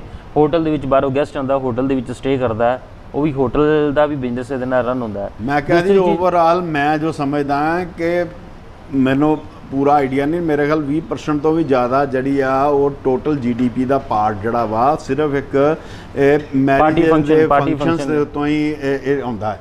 ਕਿਉਂਕਿ ਇੱਕ ਇਹੋ ਹੀ ਇੱਕ ਐਸੀ ਚੀਜ਼ ਆ ਜਿਹੜੀ ਬੱਚੇ ਪੈਦਾ ਹੋਣ ਦੇ ਸਾਰੀ ਮਾਂ-ਬਾਪ ਦੇ ਮਨ ਦੇ ਵਿੱਚ ਆ ਜਾਂਦੀ ਆ ਕਿ ਮੈਂ ਇਹਦੇ ਵਾਸਤੇ ਆਪਣੇ ਫੰਡਸ ਇਕੱਠੇ ਕਰਨੇ ਨੇ, ਔਰ ਇਹੋ ਜਿਹੀਆਂ ਜਗ੍ਹਾ ਦੇ ਉੱਤੇ ਉਹ ਸਭ ਤੋਂ ਜ਼ਿਆਦਾ ਖਰਚ ਕਰਦੇ ਨੇ। ਜੇ ਖਰਚ ਕਰਨਗੇ ਉਹ ਪੈਸਾ ਜਿਹੜਾ ਵਾ ਮਾਰਕੀਟ 'ਚ ਸਪਰੈਡ ਹੋਏਗਾ, ਹਰ ਇੱਕ ਦਾ ਆਪਣਾ ਰੋਜ਼ਗਾਰ ਚੱਲੇਗਾ, ਹਰ ਇੱਕ ਚੀਜ਼ ਨਾਲ ਇੱਕ ਨਾਲ ਦੂਸਰੀ ਚੀਜ਼ ਲਿੰਕਡ ਆ ਚੱਲੇਗੀ। ਔਰ ਮੈਂ ਸਮਝਦਾ ਕਿ ਇਕੱਲੇ ਅੰਮ੍ਰਿਤਸਰ ਦੇ ਵਿੱਚ 3 ਲੱਖ ਤੋਂ ਵੱਧ ਲੋਕ ਜਿਹੜੇ ਨੇ ਡਾਇਰੈਕਟ ਇਨਡਾਇਰੈਕਟ ਇਸ ਮੈਰਿਜ ਦੀਆਂ ਪਾਰਟੀਆਂ ਨਾਲ, ਭਾਵੇਂ ਉਹ ਹਰ ਵਪਾਰੀ ਡਾਇਰੈਕਟ ਇਨਡਾਇਰੈਕਟ ਜੁੜਿਆ ਹੁੰਦਾ, ਪਾਰਲਰ ਵਾਲੇ ਨੇ, ਚਾਹੇ ਉਹ ਕੱਪੜੇ ਵਾਲੇ ਨੇ, ਚਾਹੇ ਉਹ ਕਿਸੇ ਵੀ ਕੇਟਰ ਨੇ ਜਾਂ ਵੇਟਰ ਨੇ ਜਾਂ ਕੋਈ ਰਾਸ਼ਨ ਵਾਲੇ ਨੇ, ਇਹਨਾਂ ਚੀਜ਼ਾਂ ਨਾਲ ਜੁੜੇ ਨੇ ਔਰ ਇਹਨਾਂ ਦੇ ਕਰਕੇ ਹੀ ਉਹਨਾਂ ਦਾ ਜਿਹੜਾ ਕਾਰੋਬਾਰ ਚੱਲਣ ਡਿਆ ਵਾ। ਔਰ ਇਹ ਸੀਜ਼ਨਲ ਕੰਮ ਨੇ, ਸੀਜ਼ਨ ਕੰਮ ਦੇ ਵਿੱਚ ਜਿਹੜੇ ਨੇ, ਜੇ ਉਹਨਾਂ ਨੇ 2 ਮਹੀਨੇ 3 ਮਹੀਨੇ 4 ਮਹੀਨੇ ਜਾਂ 100 ਦਿਨ ਦੇ ਵਿੱਚ ਕੰਮ ਕਰਕੇ ਤੇ 265 ਦਿਨ ਆਪਣੀ ਜ਼ਿੰਦਗੀ ਦੇ ਇਹਦੇ ਤੇ ਗੁਜ਼ਰ ਬਸਰ ਕਰਨੇ ਆ। ਫਿਰ ਉਹਦੇ ਨਾਲ ਜੇ ਸਰਕਾਰ ਨੂੰ ਵੀ ਰੈਵਨਿਊ ਜਾਣਾ, ਤੁਸੀਂ ਸਰਕਾਰ ਨੂੰ ਰੈਵਨਿਊ ਤੇ ਜਾਣਾ। ਜੇ ਸਰਕਾਰ ਨੇ ਇਹਨਾਂ ਦੇ ਉੱਤੇ ਰੋਕ ਲਾਈ ਆ, ਸਰਕਾਰ ਨੇ ਵੇਖੋ ਨਾ ਤੇ ਇਹਨਾਂ ਦੇ ਆਪਣਾ ਜੇ ਕਿਸੇ ਲਾਇਸੈਂਸ ਫੀਸ ਮਾਫ ਕੀਤੀਆਂ ਨੇ, ਨਾ ਹੀ ਇਹਨਾਂ ਦੇ ਉਹਨਾਂ ਦੇ ਮਿਨੀਮਮ ਬਿਜਲੀ ਦੇ ਬਿੱਲ ਮਾਫ ਕੀਤੇ ਨੇ, ਕੋਈ ਸਰਕਾਰ ਨੇ ਆਪਣੇ ਵੱਲੋਂ ਰਿਬੇਟ ਨਹੀਂ ਦਿੱਤੀ ਇਹਨਾਂ ਨੂੰ, ਰਿਬੇਟ ਜ਼ੀਰੋ। ਹਾਂਜੀ। ਔਰ ਅੱਜ ਜਿਹੜੀ ਵੀ ਕੋਈ ਇੰਡਸਟਰੀ ਹੈ ਚੱਲਣ ਰਹੀ ਆ, ਕੋਈ ਇਹ ਜੇਬਾਂ 'ਚੋਂ ਪੈਸੇ ਤਾਂ ਲਾਏ ਨਹੀਂ, ਕੋਈ 2 ਘਰ ਹੋਣਗੇ 4 ਘਰ ਹੋਣਗੇ ਜਿਹੜੇ ਪੁਰਾਣੇ ਬਣੇ ਨੇ, ਜਿਨ੍ਹਾਂ ਦੇ ਹਰ ਇੱਕ ਬੰਦੇ ਦੇ ਉੱਤੇ ਬੈਂਕਾਂ ਦਾ ਕਰੋੜਾਂ ਰੁਪਏ ਦਾ, ਲੱਖਾਂ ਰੁਪਏ ਦਾ ਵਿਆਜ ਪੈਣ ਡਿਆ ਤੇ ਕਰੋੜਾਂ ਰੁਪਏ ਦੇ ਲੋਨ ਨੇ। ਉਹਨੂੰ ਕਿਸ਼ਤ ਵੀ ਦੇਣੀ ਪੈਂਦੀ ਆ, ਉਹਨੂੰ ਵਿਆਜ ਵੀ ਦੇਣਾ ਪੈਂਦਾ ਵਾ, ਉਹਨੂੰ ਮਿਨੀਮਮ ਵੇਜਿਸ ਵੀ ਦੇਣੀਆਂ ਪੈਂਦੀਆਂ ਨੇ। ਤੇ ਜੇ ਇਸੇ ਕੰਮ ਰਿਹਾ ਤੇ ਇਹ ਇੱਕ ਬਿਜ਼ਨਸ ਐਸਾ ਵਾ, ਬਿਜ਼ਨਸ ਜਿਹੜਾ ਪੰਜਾਬ ਦੇ ਵਿੱਚ ਇੱਕ ਜਾਂ ਹਿੰਦੁਸਤਾਨ ਦੀ ਇਕਨੋਮੀ ਨੂੰ ਜਿਹੜਾ ਬੂਸਟ ਕਰਦਾ, ਇਹ ਬਿਲਕੁਲ ਹੀ ਖਤਮ ਹੋ ਜਾਏਗਾ। ਔਰ ਮੇਰਾ ਖਿਆਲ ਆ ਵੀ ਲੋਕਾਂ ਦਾ ਹੌਲੀ ਹੌਲੀ ਇਹ trend ਸਰਕਾਰ ਵੀ ਕਹਿੰਦੀ ਹੈ ਖਤਮ 2 ਗਜ ਕੀ ਜ਼ਰੂਰੀ ਹੈ ਦੂਰੀ, 2 ਗਜ ਜ਼ਰੂਰੀ ਹੈ, ਤੇ ਜੇ 10,000 ਗਜ ਦਾ ਰਿਜ਼ੋਰਟ ਹੈਗਾ, 2 ਗਜ ਕੀ ਛੱਡ ਕੇ 10 ਗਜ ਕਰੋ ਨਾ। ਜੇ ਅਸੀਂ ਤੇ ਸਾਡੇ ਕੋਲ ਤੇ ਉਹ ਮੈਂ- ਤੁਸੀਂ 2 ਗਜ ਨੂੰ ਮੇਨਟੇਨ ਕਰੋ। ਮੈਂ ਉਹੀ ਅਸੀਂ ਸਵਾਲ ਕਹਿੰਦੇ ਆ ਕਿ ਪੁੱਛ ਰਿਹਾ, ਮੇਨਟੇਨ 10,000 ਕਰੋ। ਗਜ ਦਾ ਰਿਜ਼ੋਰਟ ਹੈਗਾ ਤੇ 2 ਗਜ ਦੇ ਹਿਸਾਬ ਨਾਲ ਤੇ ਉੱਥੇ 5,000 ਬੰਦੇ ਦੀ ਗੈਦਰਿੰਗ ਹੋ ਸਕਦੀ ਹੈ। ਮੈਂ ਤੁਹਾਨੂੰ ਤੇ ਫਿਰ ਕਲਾਸ 20 ਬੰਦੇ ਕਿਉਂ ਦਿੱਤੇ? 20 ਤੋਂ ਜ਼ਿਆਦਾ ਤੇ EMPLOYE ਹੁੰਦੇ ਆ ਇੱਕ ਰਿਜ਼ੋਰਟ ਦੇ ਮੈਂ ਵਿੱਚ। ਤੁਹਾਨੂੰ ਇਹੋ ਗੱਲ ਦੱਸੀ ਆ, ਜਿਹੜੇ ਪਾਲਿਸੀ ਮੇਕਰ ਨੇ ਨਾ, ਉਹਨਾਂ ਨੂੰ ਸਮਝ ਨਹੀਂ ਇਸ ਗੱਲ ਦੀ। ਉਹ ਜਾਣਬੁੱਝ ਕੇ, ਦੇਖੋ ਤੁਸੀਂ ਸਿਆਸੀ ਅਖਾੜਿਆਂ ਦੇ ਵਿੱਚ ਜਾਂ ਹੋਰ ਸੋਸ਼ਲ ਗੈਦਰਿੰਗਸ ਜਿੱਥੇ ਹੈਗੀਆਂ ਨੇ, ਉੱਥੇ ਕੋਈ ਪੁੱਛ-ਗਿੱਛ ਨਹੀਂ। ਸਿਆਸਤ ਦੇ ਵਿੱਚ ਤੁਸੀਂ ਆਪ ਵੇਖਣ ਦੇ ਹੋ ਵੀ ਅੱਜ ਦੀ ਡੇਟ ਦੇ ਵਿੱਚ ਵੀ, ਜੇ ਪਿੱਛੇ ਇਲੈਕਸ਼ਨ ਹੋਏ ਆ ਬੰਗਾਲ ਦੇ ਵਿੱਚ ਤੇ ਲੱਖਾਂ ਬੰਦਿਆਂ ਦੀ ਉਦੋਂ ਕੋਵਿਡ ਨਹੀਂ ਸੀ ਹੈਗਾ, ਰੈਲੀਆਂ ਹੋਈਆਂ ਨੇ, ਜਾਂ ਹੁਣ ਅੱਗੇ ਵੀ ਇਲੈਕਸ਼ਨ ਆਉਣ ਵਾਲੇ ਨੇ, ਜਾਂ ਪਿੱਛੇ ਪੰਜਾਬ ਦੇ ਕੋਈ ਵੀ ਵਿੱਚ ਪਾਰਟੀ ਕਾਂਗਰਸ ਕਰੇ। ਪਾਰਟੀ ਨੇ ਕੀਤੀ ਆ, ਜਾਂ ਅਕਾਲੀ ਦਲ ਪਾਰਟੀ ਨੇ ਕੀਤੀ ਆ, ਜਾਂ ਬੀਜੇਪੀ ਨੇ ਕੀਤੀਆਂ ਵਾ, ਰੋਜ਼ ਹੀ ਕਿਤੇ ਨਾ ਕਿਤੇ ਇਕੱਠ ਹੁੰਦੇ ਨੇ। ਘੱਟ ਹੁੰਦੇ, ਉਹਦਾ ਕੋਈ ਉਹਦੇ 'ਚ ਕੋਈ ਰੋਕ ਨਹੀਂ ਲਗਾਈ ਜਾਂਦੀ, ਨਾ ਉੱਥੇ ਕੋਈ ਗਾਈਡਲਾਈਨਸ ਰੋਕ-ਟੋਕ ਹੈਗੀ ਨਹੀਂ ਆ ਹੈਗੀ, ਉੱਥੇ। ਉਹਨਾਂ ਨੂੰ ਕੋਵਿਡ ਦੀ ਕੋਈ ਖਤਰਾ ਨਹੀਂ। ਉੱਥੇ ਨਹੀਂ ਖਤਰਾ ਹੁੰਦਾ। ਫਿਰ ਜਿਨ੍ਹਾਂ ਨੇ, ਜਿੱਥੇ ਤੁਹਾਡੇ ਦੇ ਉੱਤੇ ਇੱਕ ਬੋਝ ਪੈਣਾ, ਉਹਨਾਂ ਨੂੰ ਤੁਸੀਂ ਅਲਾਉ ਕਰਦੇ ਹੋ। ਜਿੱਥੋਂ ਤੁਹਾਨੂੰ ਰੈਵਨਿਊ ਆਉਣਾ ਵਾ, ਉਸ ਚੀਜ਼ ਨੂੰ ਤੁਸੀਂ, ਮੈਨੂੰ ਤਾਂ ਇਹ ਲੱਗਦਾ ਕਿ ਸ਼ਾਇਦ ਇਹ ਅਫਸਰ ਚਾਹੁੰਦੇ ਹੀ ਨਹੀਂ ਵੀ ਇਹ ਸਰਕਾਰਾਂ ਜਿਹੜੀਆਂ ਚੱਲਣ। ਇਹ ਜਾਣਬੁੱਝ ਕੇ ਇਹੋ ਜਿਹਾ ਕੰਮ ਕੀਤਾ ਜਾ ਰਿਹਾ, ਔਰ ਲੋਕ ਵੀ ਹਰਾਸ ਹੋਣ ਡਏ ਨੇ, ਔਰ ਬਿਜ਼ਨਸ ਵੀ ਹਰਾਸ ਹੋਣ ਡਏ। ਨਹੀਂ, ਸਰਕਾਰ ਇੱਕ ਪਲੈਨਿੰਗ ਨਹੀਂ ਕਰ ਸਕਦੀ? ਜਿਸ ਤਰ੍ਹਾਂ ਕਿ ਸਭ ਤੋਂ ਜ਼ਿਆਦਾ ਮੈਰਿਜ ਪਾਰਟੀਜ਼ ਦੇ ਵਿੱਚ, ਫੰਕਸ਼ਨ ਦੇ ਵਿੱਚ ਸਭ ਤੋਂ ਜ਼ਿਆਦਾ ਗੈਦਰਿੰਗ ਹੁੰਦੀ ਹੈ ਫੂਡ ਕੋਰਟ ਤੇ, ਜਦੋਂ ਰੋਟੀ ਲੱਗਦੀ ਹੈ ਸਾਰੇ ਇਕੱਠੇ ਹੋ ਜਾਂਦੇ ਆ। ਤੇ ਇਸ ਤਰ੍ਹਾਂ ਪਲੈਨਿੰਗ ਵੀ ਕੀਤੀ ਜਾ ਸਕਦੀ ਹੈ ਕਿ ਰਿਜ਼ੋਰਟ ਨੂੰ ਆਰਡਰ ਦੇ ਦਿੱਤੇ ਜਾਣ, ਫੂਡ ਔਨ ਟੇਬਲ, ਹਰ ਇੱਕ ਫੈਮਿਲੀ ਦੇ ਟੇਬਲ ਵੱਖਰੇ ਵੱਖਰੇ ਲਗਾ ਦਿੱਤੇ ਜਾਣ ਦੂਰੀ ਕਰਕੇ। ਰਿਜ਼ੋਰਟ 'ਚ ਇੰਨੀ ਕੈਪੈਸਿਟੀ ਹੁੰਦੀ ਹੈ ਕਿ 100 ਫੈਮਿਲੀ ਦੇ ਵੀ ਟੇਬਲ ਪੂਰੀ ਦੂਰੀ ਨਾਲ ਲਗਾਏ ਜਾ ਸਕਦੇ ਹਨ। ਔਨ ਟੇਬਲ ਸਰਵਿਸ ਦਿੱਤੀ ਜਾ ਸਕਦੀ ਹੈ। ਤੇ ਇਸ ਤਰ੍ਹਾਂ ਦੀ ਗਾਈਡਲਾਈਨ ਦੇ ਨਾਲ ਅਗਰ ਜੇ ਰਿਜ਼ੋਰਟ ਨੂੰ ਰਨ ਕਰਨ ਦੀ ਪਰਮਿਸ਼ਨ ਦੇ ਦਿੱਤੀ ਜਾਵੇ ਤਾਂ ਉਹ ਤੁਹਾਡੇ ਹਿਸਾਬ ਨਾਲ ਜਾਇਜ਼ ਹੈ?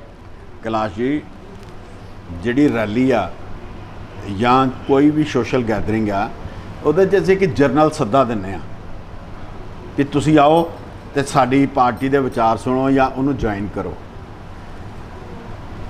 ਜਿੱਥੇ ਤੱਕ ਤੁਹਾਡੀ ਆਪਣੀ ਇੱਕ ਪ੍ਰਾਈਵੇਟ ਗੈਦਰਿੰਗ ਦਾ ਜਾਂ ਵਿਆਹ ਸ਼ਾਦੀ ਦਾ ਮਸਲਾ ਵਾ, ਉੱਥੇ ਤੁਸੀਂ ਸਿਲੈਕਟਡ ਆਦਮੀਆਂ ਨੂੰ ਇਨਵੀਟੇਸ਼ਨ ਭੇਜਦੇ ਹੋ, ਤਾਂ ਉਸ ਇਨਵੀਟੇਸ਼ਨ 'ਤੇ ਉਹ ਆਉਂਦੇ ਨੇ। ਜਦੋਂ ਉਸ ਇਨਵੀਟੇਸ਼ਨ 'ਤੇ ਆਉਂਦੇ ਹੋ, ਸਾਰਿਆਂ ਨੂੰ ਪਤਾ ਵੀ ਜੇ ਮੇਰੇ ਘਰ ਦੇ ਵਿੱਚ ਮੈਂ ਬਿਮਾਰ ਹਾਂ ਜਾਂ ਮੈਂ ਕੋਈ ਕੈਰੀਅਰ ਹਾਂ ਕਿਸੇ ਦਾ ਕਰੋਨਾ ਦਾ, ਤੇ ਅੱਗੇ ਮੇਰੇ ਰਿਸ਼ਤੇਦਾਰ ਭੈਣ ਭਰਾ ਬੈਠੇ ਨੇ, ਹਾਂਜੀ, ਮੈਂ ਕੋਸ਼ਿਸ਼ ਕਰਾਂ ਉਹਨੂੰ ਅਵੋਇਡ ਕਰਨ ਦੀ, ਮੈਂ ਨਾ ਜਾਵਾਂ। ਬਿਲਕੁਲ। ਤਾਂ ਲੋਕ ਜਾਂਦੇ ਨਹੀਂ, ਲੋਕੀ ਇੰਨੇ ਕੁ ਅਵੇਅਰ ਹੈਗੇ ਨੇ ਤੇ ਜਾਂਦੇ ਨਹੀਂ। ਜਿੱਥੋਂ ਤੱਕ ਤੁਸੀਂ ਗੈਦਰਿੰਗ ਦੀ ਗੱਲ ਕੀਤੀ ਆ, ਖਾਣਾ ਖਾਣ ਲੱਗਿਆ, ਖਾਣਾ ਖਾਂਦਾ ਹੈ ਤੰਦਰੁਸਤ ਆਦਮੀ, ਹਾਂਜੀ, ਬਿਮਾਰ ਆਦਮੀ ਤੇ ਖਾਣਾ ਹੀ ਨਹੀਂ ਖਾ ਸਕਦਾ। ਦੂਜੀ ਗੱਲ ਹੈ, ਜੇ ਖਾਣਾ ਖਾਣ ਲੱਗਿਆ, ਉਹ ਤੇ ਗਾਈਡਲਾਈਨਸ ਇਹਨਾਂ ਇਹ ਨਾਮ ਹੀ ਕਹਿਣ, ਤੇ ਜਿਹੜੇ ਅੱਛੇ ਹੋਟਲ ਤੇ ਰਿਜ਼ੋਰਟਸ ਵਾਲੇ ਨੇ, ਉਹ ਸਾਰੇ ਵੈਸੇ ਹੀ ਆਪਣੇ ਵਾਸਤੇ ਉਹਨਾਂ ਨੇ ਜਿੰਨੇ ਵੀ ਆਪਣਾ ਸਟਾਫ ਨੇ, ਉਹਨਾਂ ਨੂੰ ਬਕਾਇਦਾ ਆਪਣੇ ਗਲਵਸ ਦਿੱਤੇ ਨੇ, ਜਾਂ ਉਹਨਾਂ ਦੇ ਫੇਸ ਮਾਸਕ ਨੇ, ਜਾਂ ਬਾਹਰ ਸੈਨੀਟਾਈਜ਼ਰ ਦਾ ਅਰੇਂਜਮੈਂਟ ਆ, ਹਰ ਤਰ੍ਹਾਂ ਦੇ ਉਹ ਅਰੇਂਜਮੈਂਟ ਆਲਰੇਡੀ ਕੀਤੇ ਨੇ। ਔਰ ਉਹਦੇ ਵਿੱਚ ਜਿੰਨਾ ਵੀ ਆਪਾਂ ਪ੍ਰੀਕਾਸ਼ਨਸ ਲੈ ਸਕਦੇ ਹਾਂ। ਜੇ ਰੈਸਟੋਰੈਂਟ ਤੁਸੀਂ ਦੇਖੋ, ਅੱਜ ਦੀ ਡੇਟ ਦੇ ਵਿੱਚ ਆਨਲਾਈਨ ਰੈਸਟੋਰੈਂਟ ਸਰਕਾਰ ਨੇ ਖੋਲ੍ਹ ਦਿੱਤੇ ਨੇ ਕਿ ਤੁਸੀਂ ਘਰ ਫੂਡ ਮੰਗਵਾ ਸਕਦੇ ਹੋ। ਠੀਕ ਹੈ ਜੀ, ਹੋਮ ਡਿਲੀਵਰੀ ਉਹਦੀ ਪ੍ਰੈਪਰੇਸ਼ਨ ਕਰਨ ਵਾਲਾ ਨਹੀਂ ਗੱਲ ਤੋਂ ਮਾੜਾ ਬਿਮਾਰ ਹੋ ਸਕਦਾ। ਬਿਲਕੁਲ ਠੀਕ ਹੈ। ਇਹ ਚੀਜ਼ਾਂ ਜਿਹੜੀਆਂ ਨੇ, ਇਹ ਅੱਜ ਦੀ ਡੇਟ ਦੇ ਵਿੱਚ ਨਵੀਆਂ ਗਾਈਡਲਾਈਨਸ ਆ ਰਹੀਆਂ ਨੇ। ਸਰਕਾਰ ਨੂੰ ਖੁੱਲ੍ਹੇ ਦਿਲ ਨਾਲ ਸੋਚ ਕੇ ਉਨੀ ਕੁ ਲਿਬਰਟੀ ਜ਼ਰੂਰ ਦੇਣੀ ਚਾਹੀਦੀ ਆ ਕਿ ਅਲਟੀਮੇਟਲੀ ਇਹਨਾਂ ਨੂੰ ਮਤਲਬ ਉਹ ਨਾ ਹੋਵੇ ਕਿ ਬਗਾਵਤ ਹੋਵੇ, ਔਰ ਆਲਰੇਡੀ ਹੋਣ ਡਈ ਆ। ਗੱਲ ਕਰੀਏ ਪਿਛਲੇ 10 ਤੋਂ 12 ਮਹੀਨੇ ਤਕਰੀਬਨ ਬਿਲਕੁਲ ਹੀ ਪਾਰਟੀ ਫੰਕਸ਼ਨ ਬੰਦ ਰਹੀ ਹੈ, ਰਿਜ਼ੋਰਟ ਦਾ ਕੰਮ ਬਿਲਕੁਲ ਬੰਦ ਰਿਹਾ। ਹਰ ਪਾਰਟੀ ਜਦੋਂ ਸੀਜ਼ਨ ਆਉਂਦਾ, ਵਿਆਹ ਦਾ ਸੀਜ਼ਨ ਆਉਂਦਾ, ਉੱਥੇ ਕੋਵਿਡ ਕਰਕੇ ਲਾਕਡਾਊਨ ਜਾਂ ਫਿਰ ਆਪਣਾ ਰਿਜ਼ੋਰਟ ਨੂੰ ਤਾਂ ਪਰਮਿਸ਼ਨ ਨਹੀਂ ਦਿੱਤੀ ਗਈ, ਗੈਦਰਿੰਗ ਦੀ ਪਰਮਿਸ਼ਨ ਨਹੀਂ ਗਈ। ਤੇ ਸਰਕਾਰ ਨੂੰ ਸੁਜੈਸ਼ਨ ਦੇਣ ਦੇ ਲਈ ਤੁਹਾਡੀ ਐਸੋਸੀਏਸ਼ਨ ਵੱਲੋਂ ਜਾਂ ਕਿਸੇ ਵੱਲੋਂ ਇਹ ਸਰਕਾਰ ਨੂੰ ਅਪੀਲ ਨਹੀਂ ਕੀਤੀ ਗਈ ਕਿ ਸਾਡੀ ਕੈਪੈਸਿਟੀ ਦੇ ਹਿਸਾਬ ਨਾਲ ਸਾਨੂੰ ਗੈਦਰਿੰਗ ਕਰਨ ਦੀ ਪਰਮਿਸ਼ਨ ਦਿੱਤੀ ਜਾਵੇ? ਇਹਦੇ ਖਿਲਾਫ ਕਈ ਐਜੀਟੇਸ਼ਨਾਂ ਹੋਈਆਂ ਹਰ ਡਿਸਟ੍ਰਿਕਟ ਲੈਵਲ ਦੇ ਉੱਤੇ। ਅਸੀਂ ਆਪਣੇ ਜਿਹੜੇ ਲੀਡਰ ਸਾਹਿਬਾਨ ਨੇ ਇਲਾਕਿਆਂ ਦੇ, ਜਿਹੜੇ ਰਿਪਰੈਜ਼ੈਂਟੇਟਿਵ ਨੇ, ਉਹਨਾਂ ਨੂੰ ਰਿਪਰੈਜ਼ੈਂਟੇਸ਼ਨਸ ਦਿੱਤੀਆਂ, ਉਹਨਾਂ ਨੂੰ ਪਰਸਨਲੀ ਜਾ ਕੇ ਮਿਲ ਕੇ ਰਿਕੁਐਸਟ ਕੀਤੀ ਆ, ਜਾਂ ਹਰ ਤਰ੍ਹਾਂ ਦੇ ਉਹ ਉਪਰਾਲੇ ਕੀਤੇ ਗਏ। ਅੱਜ ਵੀ ਅਸੀਂ ਜੇ ਤੁਹਾਡੇ ਚੈਨਲ ਨਾਲ ਗੱਲ ਕਰਨ ਦੇ ਆ, ਤੁਹਾਡੇ ਮਾਧਿਅਮ ਦੇ ਨਾਲ ਅਸੀਂ ਸਰਕਾਰ ਨੂੰ ਅਪੀਲ ਕਰਦੇ ਹਾਂ ਕਿ ਇਹ ਜਿਹੜੀ ਆ ਬਾਈਂਡਿੰਗ ਹੈਗੀ ਆ, ਆਪਣੇ ਇਹਦੇ ਤੇ ਵਿਚਾਰ ਵਟਾਂਦਰਾ ਕੀਤਾ ਜਾਵੇ ਔਰ ਠੀਕ ਤਰੀਕੇ ਨਾਲ ਕੀਤੀ ਜਾਵੇ। ਔਰ ਇਹ ਜਿਹੜੇ ਆ, ਇਹ ਬਿਜ਼ਨਸ ਜਿਹੜਾ ਖਤਮ ਕਰਨ ਦੀ ਕੋਸ਼ਿਸ਼ ਕੀਤੀ ਜਾ ਰਹੀ ਆ। ਅੰਮ੍ਰਿਤਸਰ ਵੈਸੇ ਹੀ ਡਿਪੈਂਡ ਕਰਦਾ ਟੂਰਿਜ਼ਮ ਦੇ ਉੱਤੇ। ਜੇ ਟੂਰਿਜ਼ਮ ਨਹੀਂ ਹੋਏਗਾ ਤਾਂ 90% ਇੰਡਸਟਰੀ ਵੈਸੇ ਹੀ ਬੰਦ ਪਈ ਆ। ਜੇ ਵੈਸੇ ਬੰਦ ਪਈ ਆ ਤੇ ਇਹ ਅੰਮ੍ਰਿਤਸਰ ਦਾ ਬਿਲਕੁਲ ਹੀ ਬੇੜਾ ਗਰਕ ਹੋ ਜਾਏਗਾ। ਸੋ ਮੈਂ ਇਹ ਤੁਹਾਡੇ ਮਾਧਿਅਮ ਨਾਲ ਪੰਜਾਬ ਸਰਕਾਰ ਦੇ ਅੱਗੇ ਮੁੱਖ ਮੰਤਰੀ ਸਾਹਿਬ ਨੂੰ ਜਾਂ ਉਹਨਾਂ ਦੇ ਜਿਹੜੇ ਪਾਲਿਸੀ ਮੇਕਰਸ ਨੇ ਉਹਨਾਂ ਨੂੰ ਇਹ ਰਿਕੁਐਸਟ ਵੀ ਕਰਦਾ ਵਾਂ ਕਿ ਇਹਨੂੰ ਜਿਹੜਾ ਵਾ ਨਾ ਠੀਕ ਤਰੀਕੇ ਨਾਲ ਠੀਕ ਸੋਚ ਬਣਾ ਕੇ ਪੋਜ਼ਿਟਿਵ ਸੋਚ ਦੇ ਨਾਲ according to size according to ਉਹਦੀ ਰਿਜ਼ੋਰਟ ਦੇ ਸਾਈਜ਼ ਦਾ ਉਹਦੀ ਜੋ ਕਪੈਸਿਟੀ ਆ ਉਹਨੂੰ 50% ਦੇ ਨਾਲ ਅਲਾਉ ਕਰ ਦਿਓ, ਉਹਨੂੰ 40% ਨਾਲ ਅਲਾਉ ਕਰ ਦਿਓ। ਲੇਕਿਨ ਇਹ ਨਾ ਕਰੋ ਕਿ ਜਿੱਥੇ 200 ਬੰਦੇ ਦੀ ਗੈਦਰਿੰਗ ਆ ਉੱਥੇ ਵੀ 20 ਤੇ ਜਿੱਥੇ 2000 ਦੀ ਗੈਦਰਿੰਗ ਹੋ ਸਕਦੀ ਉੱਥੇ ਵੀ 20 ਬੰਦੇ। ਇਹ ਤੇ ਕੋਈ ਕ੍ਰਾਈਟੇਰੀਆ ਨਹੀਂ ਨਾ ਹੋਇਆ। ਅਸੀਂ ਇਹ ਬਾਰ-ਬਾਰ ਉਹਨਾਂ ਨੂੰ ਰਿਕੁਐਸਟ ਕੀਤੀ, ਇੱਕ ਵਾਰੀ ਨਹੀਂ ਕਈ ਵੀ ਰਿਪਰੈਜ਼ੈਂਟੇਸ਼ਨਸ ਦਿੱਤੀਆਂ ਕਿ according to size of the industry, according to size of the banquet hall ਉਹਨੂੰ ਅਲਾਉ ਕੀਤਾ ਜਾਵੇ, ਉਹ ਉਹਨੇ ਆਦਮੀ ਅਕੋਮੋਡੇਟ ਕਰ ਸਕੇ। ਹਾਂ, ਇਹ ਜ਼ਰੂਰ ਆ ਅਸੀਂ ਇਸ ਜ਼ਿੰਮੇਵਾਰੀ ਰਹਿਣ ਨੂੰ ਰਿਜ਼ੋਰਟ ਤਿਆਰ ਆ ਕਿ ਅਸੀਂ ਸਾਡੇ ਉੱਤੇ ਜਿਹੜੀਆਂ ਬਾਈਂਡਿੰਗਸ ਹੋਣਗੀਆਂ, ਜਿਸ ਤਰ੍ਹਾਂ ਸਾਡੇ ਵਰਕਰ ਨੇ ਉਹ ਗਲਵਸ ਪਾ ਕੇ ਜਾਂ ਫੇਸ ਮਾਸਕ ਲਗਾ ਕੇ ਜਾਂ ਹੋਰ ਸੈਨੀਟਾਈਜੇਸ਼ਨ ਬਾਹਰ ਰੱਖ ਕੇ ਇਸ ਗੱਲ ਰਹੂਗਾ। ਲੇਕਿਨ ਲੋਕਾਂ ਦੇ ਉੱਤੇ ਵੀ ਇਹ ਜ਼ਿੰਮੇਵਾਰੀ ਫਿਕਸ ਕਰਕੇ ਜਿਨ੍ਹਾਂ ਦੇ ਫੰਕਸ਼ਨ ਨੇ, ਮੈਂ ਸਮਝਦਾ ਕਿ ਰਿਜ਼ੋਰਟਾਂ ਨੂੰ ਜਿਹੜਾ ਵਾ ਗੈਦਰਿੰਗ ਦੇ ਹਿਸਾਬ ਦੇ ਨਾਲ ਕੈਪੈਸਿਟੀ ਦੇ ਹਿਸਾਬ ਨਾਲ ਗੈਦਰਿੰਗ ਅਲਾਉ ਕਰਨੀ ਚਾਹੀਦੀ ਹੈ। ਤੇ ਰਿਜ਼ੋਰਟ ਨੂੰ ਕੈਪੈਸਿਟੀ ਦੇ ਹਿਸਾਬ ਨਾਲ ਗੈਦਰਿੰਗ ਅਲਾਉ ਕਰਨੀ ਚਾਹੀਦੀ ਹੈ, ਕਿਉਂਕਿ ਜੇ 2 ਗਜ ਕੀ ਦੂਰੀ ਹੈ ਜ਼ਰੂਰੀ ਤੇ ਉਸ ਹਿਸਾਬ ਨਾਲ ਆਪਾਂ ਦੇਖੀਏ ਤੇ ਰਿਜ਼ੋਰਟ ਦੇ ਵਿੱਚ ਹਜ਼ਾਰਾਂ ਗਜ ਦੀ ਜਗ੍ਹਾ ਹੁੰਦੀ ਹੈ ਤੇ ਫਿਰ ਉੱਥੇ ਗੈਦਰਿੰਗ 20 ਬੰਦੇ ਦੀ ਕਿਉਂ? ਜੇ 20 ਬੰਦੇ ਦੀ ਗੈਦਰਿੰਗ ਦਿੰਦੇ ਹਨ ਤੇ ਤਕਰੀਬਨ 30 ਤੋਂ 35 ਤੇ ਰਿਜ਼ੋਰਟ ਦੇ ਆਪਣੇ EMPLOYE ਹੀ ਹੁੰਦੇ ਹਨ ਉੱਥੇ। ਤੇ ਇਹ ਬਹੁਤ ਜ਼ਰੂਰੀ ਹੈ ਇਸ ਵੇਲੇ ਰਿਜ਼ੋਰਟ ਇੰਡਸਟਰੀ ਨੂੰ ਰਿਵਿਊ ਕਰਨ ਦਾ। ਸਰਕਾਰ ਨੂੰ ਵੀ ਇਸ ਬਾਰੇ ਸੋਚਣਾ ਪਏਗਾ ਤੇ ਇਸ ਤੇ ਰਿਵਿਊ ਕਰਕੇ ਹਰ ਕੈਪੈਸਿਟੀ ਦੇ ਹਿਸਾਬ ਨਾਲ ਉਹਨੂੰ ਗੈਦਰਿੰਗ ਕਰਨ ਦੀ ਪਰਮਿਸ਼ਨ ਦਿੱਤੀ ਜਾਵੇ। ਤੇ ਇਸ ਪ੍ਰੋਗਰਾਮ ਦੇ ਵਿੱਚ ਸਾਡੇ ਨਾਲ ਮੌਜੂਦ ਸਨ ਐਕਸ ਕਾਉਂਸਲਰ ਕ੍ਰਿਸ਼ਨ ਕੁਮਾਰ ਸ਼ਰਮਾ, ਜੋ ਕਿ ਕਾਂਗਰਸ ਦੇ ਐਕਸ ਕਾਉਂਸਲਰ ਹਨ ਤੇ ਹੋਟਲ ਐਂਡ ਰਿਜ਼ੋਰਟ ਐਸੋਸੀਏਸ਼ਨ ਦੇ ਪ੍ਰਧਾਨ ਵੀ ਹਨ ਤੇ ਟੈਕਸਟਾਈਲ ਐਸੋਸੀਏਸ਼ਨ ਅਤੇ ਰੀਅਲ ਏਸਟੇਟ ਦੇ ਪ੍ਰੈਜ਼ੀਡੈਂਟ ਵੀ ਹਨ। ਤੇ ਇਹਨਾਂ ਨਾਲ ਆਪਾਂ ਗੱਲਬਾਤ ਕੀਤੀ, ਜਿਨ੍ਹਾਂ ਨੇ ਸਰਕਾਰ ਨੂੰ ਅਪੀਲ ਕੀਤੀ ਤੇ ਅੱਗੇ ਵੀ ਕਈ ਵਾਰ ਸਰਕਾਰ ਨੂੰ ਅਪੀਲ ਕਰ ਚੁੱਕੇ ਹਨ ਕਿ ਰਿਜ਼ੋਰਟ ਦੀ ਗੈਦਰਿੰਗ ਉਸ ਦੀ ਕੈਪੈਸਿਟੀ ਦੇ ਹਿਸਾਬ ਨਾਲ ਦਿੱਤੀ ਜਾਵੇ, ਜੋ ਕਿ ਇਹ ਰਿਜ਼ੋਰਟ ਜੋ ਹੈ ਉਹ ਸਿਰਫ ਆਪਣਾ ਬਿਜ਼ਨਸ ਨਹੀਂ, ਆਪਣੇ ਨਾਲ ਹੋਰ ਵੀ ਕਈਆਂ ਦਾ ਢਿੱਡ ਭਰਦਾ ਹੈ। ਤੇ ਅਸੀਂ ਮਨੋਜ ਭਗਤ ਨਾਲ ਕੈਲਾਸ਼ ਪ੍ਰਤਾਪਤੀ ਦੀ ਸਪੈਸ਼ਲ ਰਿਪੋਰਟ।